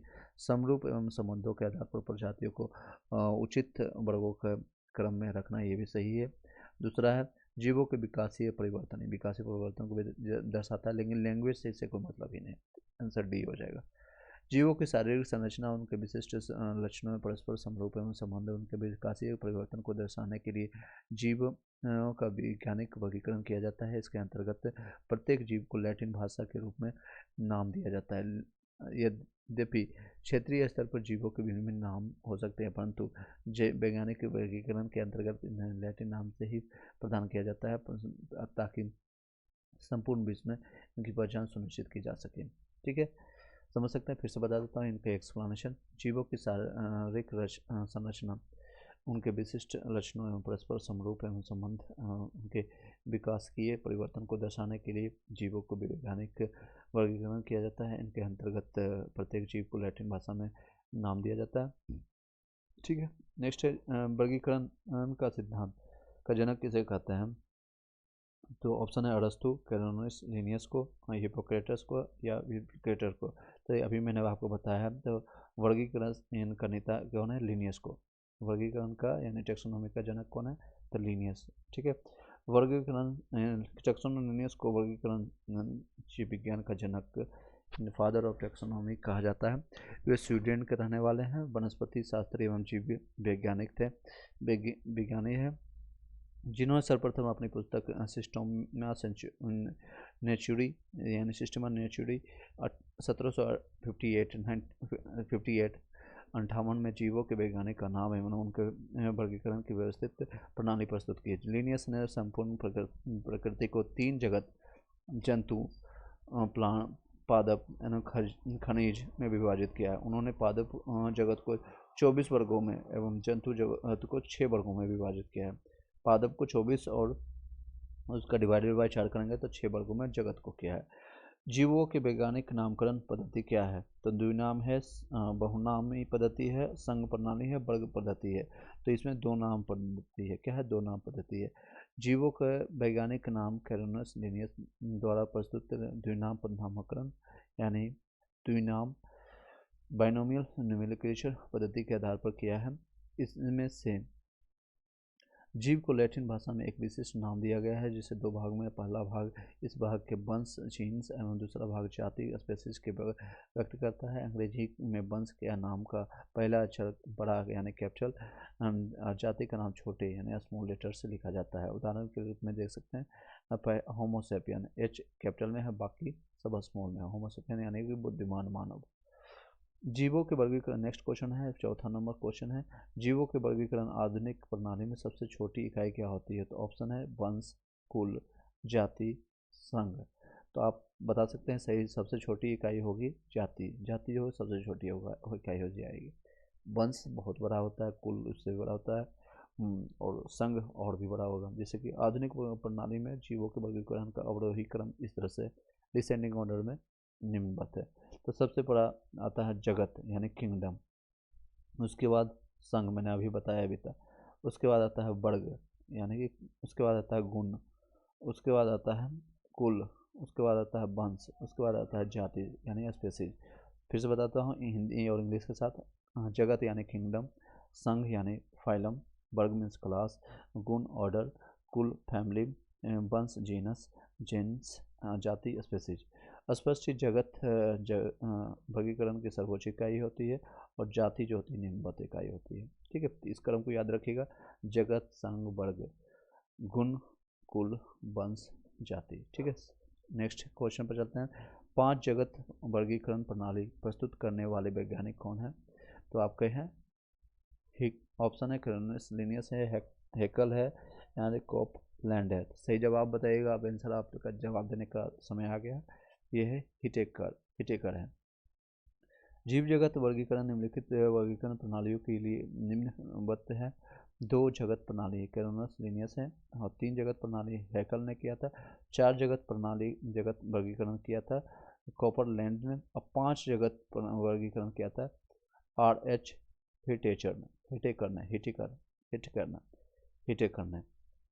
हिटेकर ने पंच मार दिया, छक्का मार दिया यानी 5 मार दिया। 5 जगत प्रणाली प्रस्तुत करने वाले वैज्ञानिक कौन है? हिटेकर है।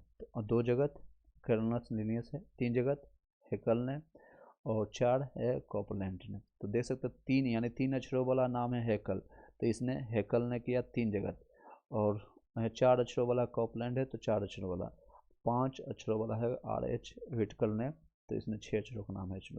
हिटकर द्वारा प्रस्तुत वर्गीकरण में 5 जगत पाए जाते हैं, जो कि नाम क्या क्या है? तो मोनेरा है, प्रोटिस्टा है, पादप है, कवक है और जंतु। कौन कौन सा है? मोनेरा, प्रोटिस्टा, पादप, कोशिका, पादप, कवक और जंतु एनिमल।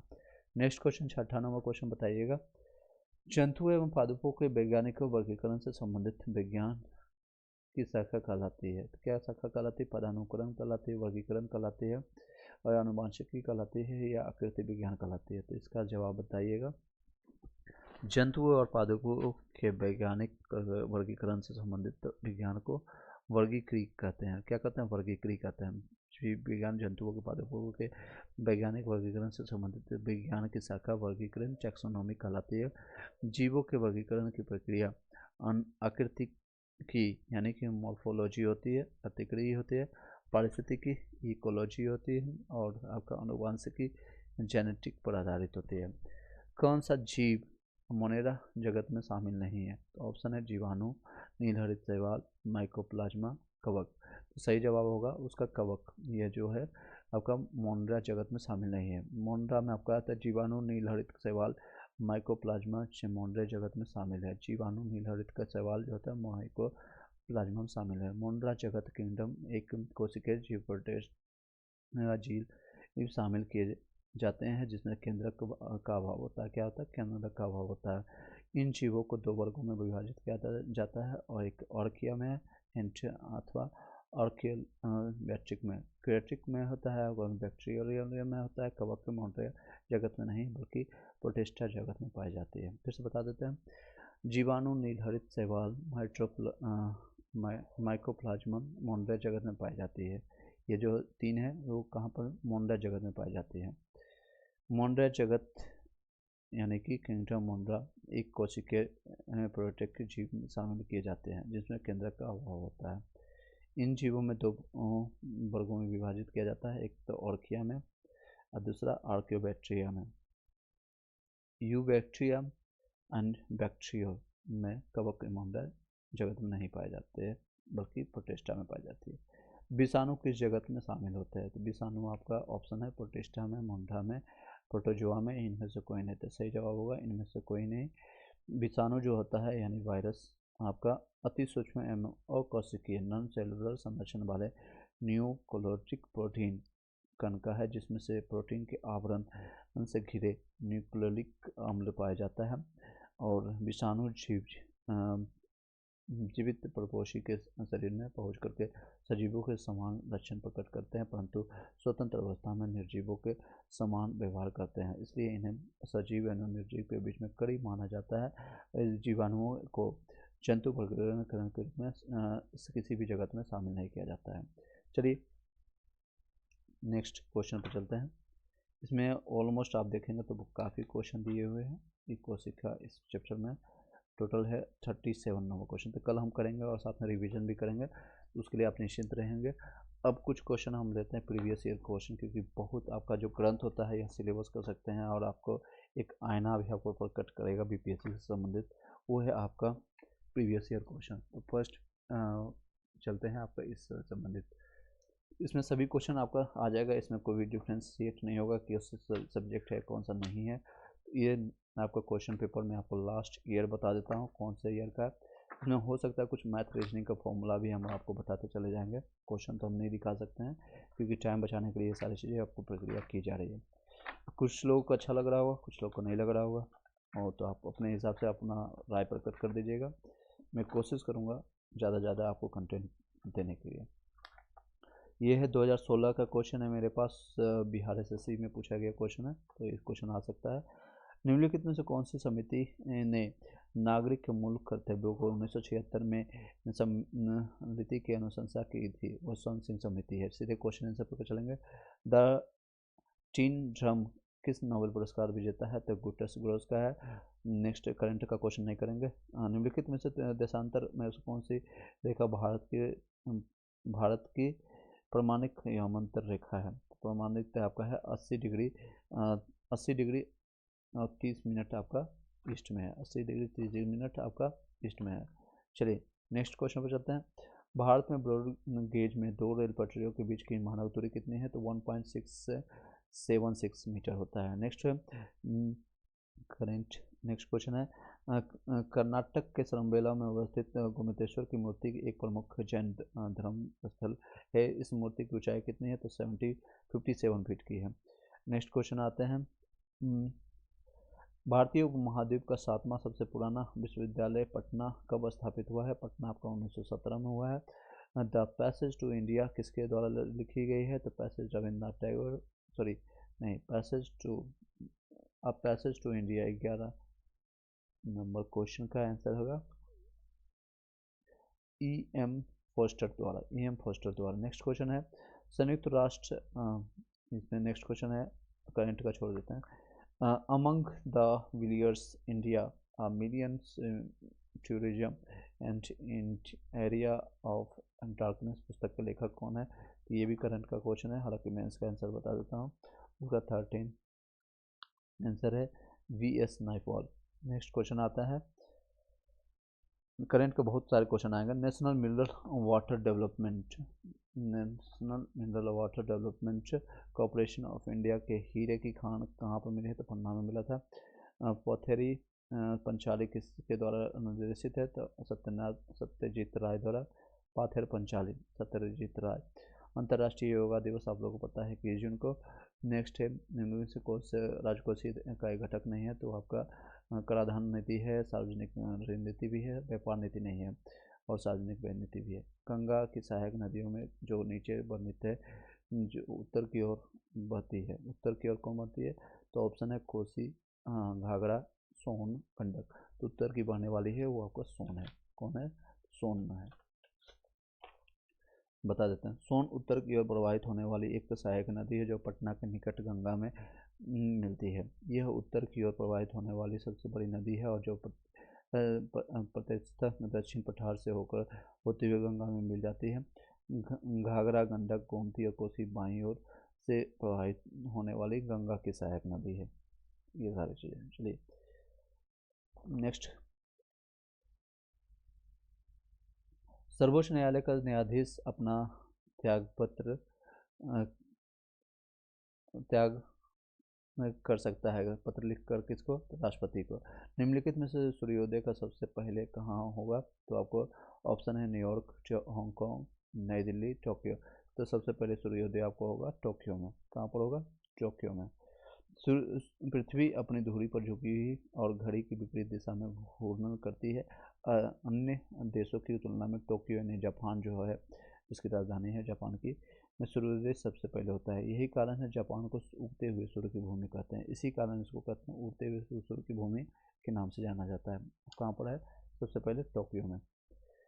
नेक्स्ट क्वेश्चन है, मशरूम पेंटिंग हंस दमयंती के चित्रकार कौन है? तो राजा रवि वर्मा है। निम्नलिखित पुस्तकों में कौन सी पुस्तक अपने संसाथ रहने के द्वारा है? तो ऑप्शन है आपका राग दरबारी, गुहानों का देवता, महिला आंचल, अंधा युग। अंधा युग सही जवाब इसका आएगा 25 सी। सही जवाब होगा महिला आंचल। फणीश्वर रेणुका महिला आंचल।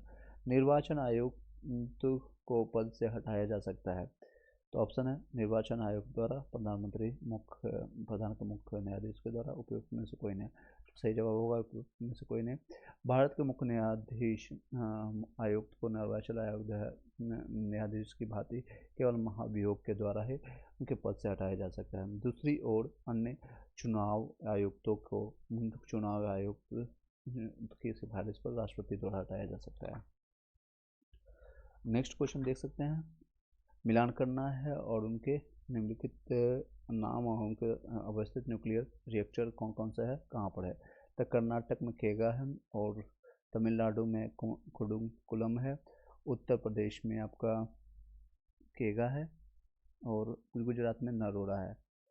तो नरोड़ा फिर से बता देते हैं, कर्नाटक में आपका केगा है, और कर्नाटक केगा को से कर्नाटक को से केगा, ठीक है। और नेक्स्ट है आपका तमिलनाडु का कुंडलकुलम है, उत्तर प्रदेश का आपका नरेरा है, नरोड़ा सॉरी, और आपका है गुजरात का काकड़ा पाड़, ठीक है। नेक्स्ट है टाइगर वुड किस खेल से संबंधित है? गोल्फ से। हाल ही नेक्स्ट है जोकोविच गुलशेम है, एक मैक्सिको नस्ली दवाइयों का तस्कर है। नेक्स्ट क्वेश्चन है बोको हरम क्या है? नाइजीरिया का आतंकवादी संगठन है बोको हरम। नाइजीरिया का आतंकवादी संगठन है। मरणोपरांत भारत रत्न किन्हें प्राप्त किया गया है? तो लाल बहादुर शास्त्री को प्राप्त किया गया है। नेक्स्ट क्वेश्चन है, भारत में प्रथम न्यूक्लियर रिएक्टर 1774 में कहाँ हुआ है? तो पोखरण में हुआ है। 1999 में से किस नदियों का उद्गम भारत में नहीं है? तो ऑप्शन है सतलज, रावी नदी, चेनाब, ब्यास। तो चेनाब का उद्गम स्थल भारत में नहीं है। तो कहाँ पर जाने की कोशिश करते हैं? सतलज नदी का उद्गम स्थल तिब्बत में, सतलज का है तिब्बत में, उद्गम स्थल तिब्बत में रकासलात झील के निकट स्थित है। यहाँ एक नदी लैंगकैंस जोंगबस नामक तिब्बती नाम से पश्चिमी और उत्तर पश्चिमी नाम से लगभग 260 किलोमीटर की उत्तरी दूरी तय करते हुए सिपकी ली दर्रा से होकर के गुजरती है और भारतीय राज्य हिमाचल प्रदेश में प्रवेश करती है। और सतलज सिंधु की सहायक नदी है। सतलज जो है सिंधु की सहायक नदी है। तो इसका सही जवाब आ जाएगा 38 ए। क्या हो जाएगा? 38 का सतलज हो जाएगा। कौन सा नदी जो है उद्गम भारत से नहीं है? तो वो सतलज है। वो कहाँ पर होता है? तो तिब्बत में होता है, तिब्बत में। ठीक है, तिब्बत में। ठीक है, बाकी सतलज, रावी, बाकी सब भारत में है। भारत के सुप्रीम कोर्ट के संदर्भ में कौन सा कथन सही है? तो पे ये इसका केवल मूल क्षेत्राधिकार है। इसका मूल अप्रिय और परामर्श से संबंधित क्षेत्राधिकार है। जल्लीकट्टू सांडों की लड़ाई किस राज्य के लिए है? तो तमिलनाडु के लिए है। दो नदियों की अमरकंटक उद्गम क्या है? तो नर्मदा और सोन है। अमरकंटक, जल्लीकट्टू बैलों की लड़ाई जो संबंधित है एक खेल है जो कि जिसका आयोजन होता है तमिलनाडु के मट्टू पोंगलम के अवसर पर पोंगल उत्सव के एक भाग के रूप में मनाया जाता है। सर्वोच्च न्यायालय में 14 जनवरी 2016 को 2014 में दिए गए निर्णय को बरकरार रखते हुए इस खेल का प्रतिबंध जारी रखा। तमिलनाडु में इस फैसले का विरोध किया गया है। शीर्ष न्यायालय ने कहा कि संवेदनशील होने के कारण जंतुओं को संविधान के अनुच्छेद 21 के तहत अंतर्गत जीवन का मौलिक अधिकार प्राप्त है। नेक्स्ट है क्वेश्चन, निम्न से कौन दो नदियां अमरकंटक से उद्गम होती है? तो आपका है नर्मदा, सोन और जोहिला। नर्मदा, सोन और जोहिला तीन नदियां जो है मध्य प्रदेश के अमरकंटक में प्रकट होती है। ये कहाँ पर है? मध्य प्रदेश के अमरकंटक में। नर्मदा का उद्गम स्रोत एक छोटा सा बाउल है जिसे नर्मदा कुंड के नाम से जाना जाता है। ये कुंड अमरकंटक की पहाड़ियों में स्थित है। सोन नदी का उद्गम स्रोत नर्मदा की मुख्य जलधारा के पूर्व में अमरकंटक के निकट स्थित है। कौन सा स्थान ब्रह्मा के मंदिर पशुओं के मेले के लिए प्रसिद्ध है? तो वो पुष्कर है। ब्रह्मा के मंदिर वो कहाँ पर? राजस्थान के अजमेर में स्थित पुष्कर ब्रह्मांड यानी ब्रह्मा रचयिता हिंदुओं के पूजनीय भगवान ब्रह्मा को समर्पित भगवान भारत के एकमात्र मंदिर के रूप में है। यह प्रतिवर्ष नवंबर के महीने में लगने वाले ऊंट मेला के रूप में असर किया जाता है। कहाँ पर हो जाता है? तो पुष्कर में, राजस्थान में, अजमेर में। ठीक है, नवंबर के। भारत का पहला ऑर्गेनिक राज्य कौन सा है? तो सिक्किम है। कौन सा है? ऑर्गेनिक राज्य सिक्किम में लगभग 75,000 हेक्टेयर कृषि भूमि को जैविक प्रतिनिधियों के कार्यक्रम के द्वारा सिक्किम भारत का पहला जैविक राज्य बन गया है। ठीक है, नेक्स्ट क्वेश्चन पर चलते हैं। चलिए इस कुछ क्वेश्चन और देख लेते हैं जो कि आपका है। नेशनल पार्क है बंदीपुरम नेशनल पार्क है आपका कर्नाटक में। बंदीपुर नेशनल पार्क है कर्नाटक में। बक्सा टाइगर रिजर्व है आपका पश्चिम बंगाल में। माउंट आबू वाइल्ड लाइफ एग्रेसी आपका है राजस्थान में। नेक्स्ट है पेंच नेशनल पार्क है आपका, पेंच आपका है मध्य प्रदेश में। कुछ और मैथ और रीजनिंग का क्वेश्चन देख लेते हैं। निम्नलिखित में कौन सा एक भारत का राष्ट्रीय जलीय पक्षी है? तो गंगा की डॉल्फिन है। और नेक्स्ट है खाद्य में वृद्धि किसको कहते हैं? हरित क्रांति से संबंधित है। और दूध उत्पादन श्वेत क्रांति है। मत्स्य नील क्रांति है। उर्वरक है भूरी क्रांति है। हरा सूचक है आपका विश्व बैंक है। और नेक्स्ट क्वेश्चन है संविधान सभा के संवैधानिक सलाहकार कौन थे? तो बेमल नरसिंह राव थे। BN राव जिसको कहते हैं, उसका पूरा नाम है बेनेगल नरसिंह राव। संविधान सभा के संवैधानिक सलाहकार कौन थे? तो BN राव। कौन थे? BN राव। भारतीय संविधान के प्रतिपादन के लिए BN राव को संविधान सभा के संवैधानिक सलाहकार के लिए नियुक्त किया गया था। यह संविधान सभा की लोकतांत्रिक कार्यकाल योजना समान संरचना के फरवरी 1948 में तैयार किए गए इसके प्रारंभिक प्रारूप के लिए उत्तरदायी थे। विज्ञान से क्वेश्चन है, पेंसिलिन की खोज कौन किए थे? Alexander Fleming. निम्नलिखित में से कौन सा गलत है? तो आपका मैडम क्यूरी है, डायनामाइट नहीं, मैडम क्यूरी ने ये नोबेल जिसको भी नाम पर मिलता है उनका है मैडम। और JL वेल है, टेलीफोन सही है। JL वेयर्ड है, टेलीविजन, ये भी सही है। जेम्स वॉट है आपका स्टीम इंजन, ये भी सही है। 61 का मैं आपको थोड़ा सा विस्तार से बता देता हूँ। पेनिसिलिन की खोज आपका एंटीबायोटिक का एक समूह है जिसकी खोज स्कॉट के वैज्ञानिक जो है अलेक्जेंडर फ्लेमिंग ने किया था। पेनिसिलिन के 1928 में किया था और उन्होंने फफूंदी की एक प्रजाति के पेनिसिलिन के नोटेरियन बेंजीन पेनिसिलिन की खोज की। इस खोज में उन्हें 1945 में हार्वर्ड फ्लोरिडा और अर्नस्ट वॉरिसन चेन का संयुक्त प्रयास से चेकात्मक का नोबेल पुरस्कार मिला था। नेक्स्ट क्वेश्चन चलते हैं, अनुवांशिकी के जनक कौन है? तो ग्रेगर मेंडल है। कौन है अनुवांशिकी के जनक कौन है? Gregor Mendel. नेक्स्ट क्वेश्चन है, इस पर मिलान के लिए विडाल टेस्ट होता है। विडाल टेस्ट आपका होता है टाइफाइड के लिए। डिक टेस्ट होता है आपका स्कारलेट फीवर के लिए। टर्निकेट टेस्ट है आपका डेंगू बुखार के लिए। RA फैक्चर होता है आपका RA फैक्चर आपका गठिया के लिए है। RA फैक्टर गठिया के लिए। एलिसा टेस्ट आपका होता है एड्स के लिए। फिर से बताता हूँ, एलिसा एड्स RA फैक्टर आपका गठिया के लिए होता है और टर्निकेट टेस्ट आपका होता है, टर्निकेट टेस्ट आपका होगा डेंगू बुखार के लिए। डिक टेस्ट आपका होता है स्कारलेट फीवर के लिए और विडाल टेस्ट आपका होता है टाइफाइड के लिए। ध्वनि तरंगे नहीं चल सकती है निर्वात में, ठीक है, बाकी सब जगह चलेगा, ठोस में भी चलेगा, द्रव में चलेगा, गैस में भी चलेगा, निर्वात में नहीं चलेगा। नेक्स्ट क्वेश्चन है, एड्रोनिल। एड्रोनिल क्या होता है? एक सेकेंड, 66। एड्रेनलिन दबाव होता है, क्रोध एवं डर की प्रक्रिया के स्वरूप में प्रस्तावित होने वाला हार्मोन होता है। एस्ट्रोजन मादा यौन लक्षणों के विकास को प्रेरित करने वाला हार्मोन है जो मादा में लैंगिक प्रजनन के विकास के लिए उत्तरदायी होता है। इंसुलिन हार्मोन ग्लूकोज के उपापचय के लिए महत्वपूर्ण होता है। कुप्रोमोनस गंध के द्वारा समान प्रजातियों के सदस्यों को प्रदर्शन आकर्षित करने के लिए स्रावित होने वाला हार्मोन होता है। नेक्स्ट क्वेश्चन चलते हैं,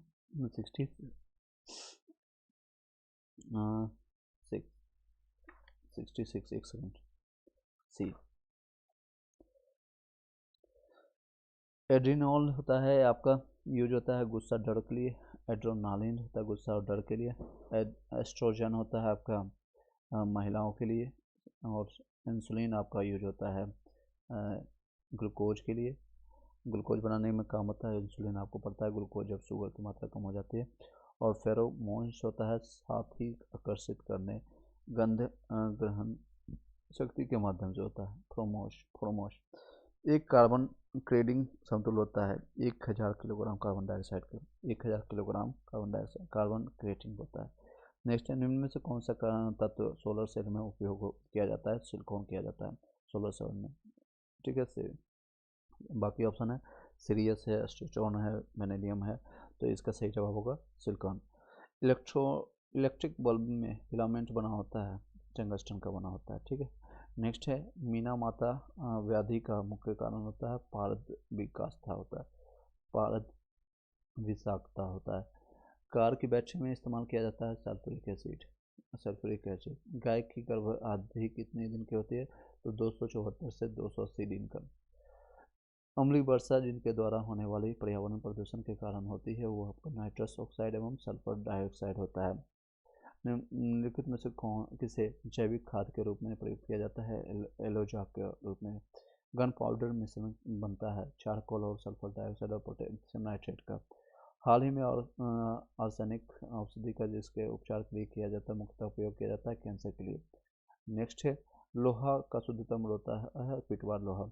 साबुन किसका सोडियम प्लांट होता है? तो सिट्रिक अम्ल का। निम्न प्रदूषकों में से कौन सा जैव विघटन है? आपका वाहित मल। पारा, प्लास्टिक, एस्बेस्टस नहीं, वाहित मल। पीतल एक मिश्र धातु है जिसके अवयव है तांबा और जस्ता। पीतल, तांबा और जस्ता का बना होता है।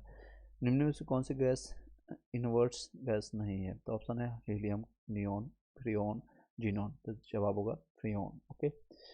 क्लोरोफिल और हीमोग्लोबिन में क्रमशः युक्त तो हैं, क्या है? मैग्नीशियम और फेरम। क्लोरोफिल में मैग्नीशियम और हीमोग्लोबिन में आपको पता है फेरम यानी कि लोहा। नेक्स्ट है अंतर्राष्ट्रीय इकाई पद्धति के अनुसार रेडियो एक्टिविटी की इकाई होता है बेकरल के द्वारा। क्या है? गहरा गहरा जामुनी यौगिक पदार्थ जो एंटीसेप्टिक एवं डिस्पेंसरी की तरह उपयोग होता है वो क्या होता है? पोटेशियम परमैंगनेट होता है। Potassium permanganate. वनस्पति तेलों के वनस्पति घी बनाने हेतु किस गैस का उपयोग किया जाता है? हाइड्रोजन का। कोयला पेयजल कौन सी औषधि होता है? तो कैफीन का होता है। नेक्स्ट है पर रहित कीड़ा आपका आएगा, पर रहित कीड़ा आपका सिल्वर फिश आएगा। उड़ान रहित पक्षी होगा आपका, उड़ान रहित पक्षी कीवी होगा। और अंग रहित रेंगने वाला आपका आ जाएगा सांप। नेक्स्ट है अंग रहित पशु आपका आ जाएगा मछली, अंग रहित पशु मछली। नेक्स्ट है दुधारू पशुओं में कैल्शियम की कमी के कारण होता है मिल्क फीवर होता है। ओजोन बायोस्फीयर को बचाती है अल्ट्रा वायलेट किरणों से। नेक्स्ट है ग्रेट इंडियन वर्स्टर्ड आपका ऑर्डियोसिस निग्रेसिस में आता है। नेक्स्ट है इंडियन रॉक पाइथन है पाइथन मोलिसिस द्वारा। एसेटिक हाथी है आपका एलिफिस एंडिसस में। पियर है आपका पियर है मेलिसस उर्सस द्वारा। नेक्स्ट है आपका क्वेश्चन है एक आपका संबंधित है एक वर्ष में 50,000 से बढ़कर के 57,000 होता है तदनुसार 5 वर्षों में उसकी ब्याज के रूप में 70,000 मिलता है तो उसका कितनी राशि होगा? तो 91 नंबर मैथ्स का क्वेश्चन है। और 91 तो पहले उसमें डिफरेंस निकाल लीजिएगा। 7,000 का डिफरेंस आया है, 7,000 का उसमें 14% आएगा दर रेट ऑफ इंटरेस्ट और उसका 14% निकाल लीजिएगा और निकल जाएगा 1,22,000। नेक्स्ट क्वेश्चन है कुछ मैथ रीजनिंग का है तो इसमें हम कर नहीं सकते हैं, कुछ रीजनिंग का भी क्वेश्चन है। इस वीडियो को यहीं पर वाइंड अप करते हैं। मैंने सारे कवर करने की कोशिश किया। आई होप कि आपको अच्छा लगा होगा। एक बार लाइक कीजिएगा, सब्सक्राइब कीजिएगा और इस तरह से और भी कंटेंट चाहिए हो तो कमेंट जरूर बताइएगा। Have a nice day. चलिए।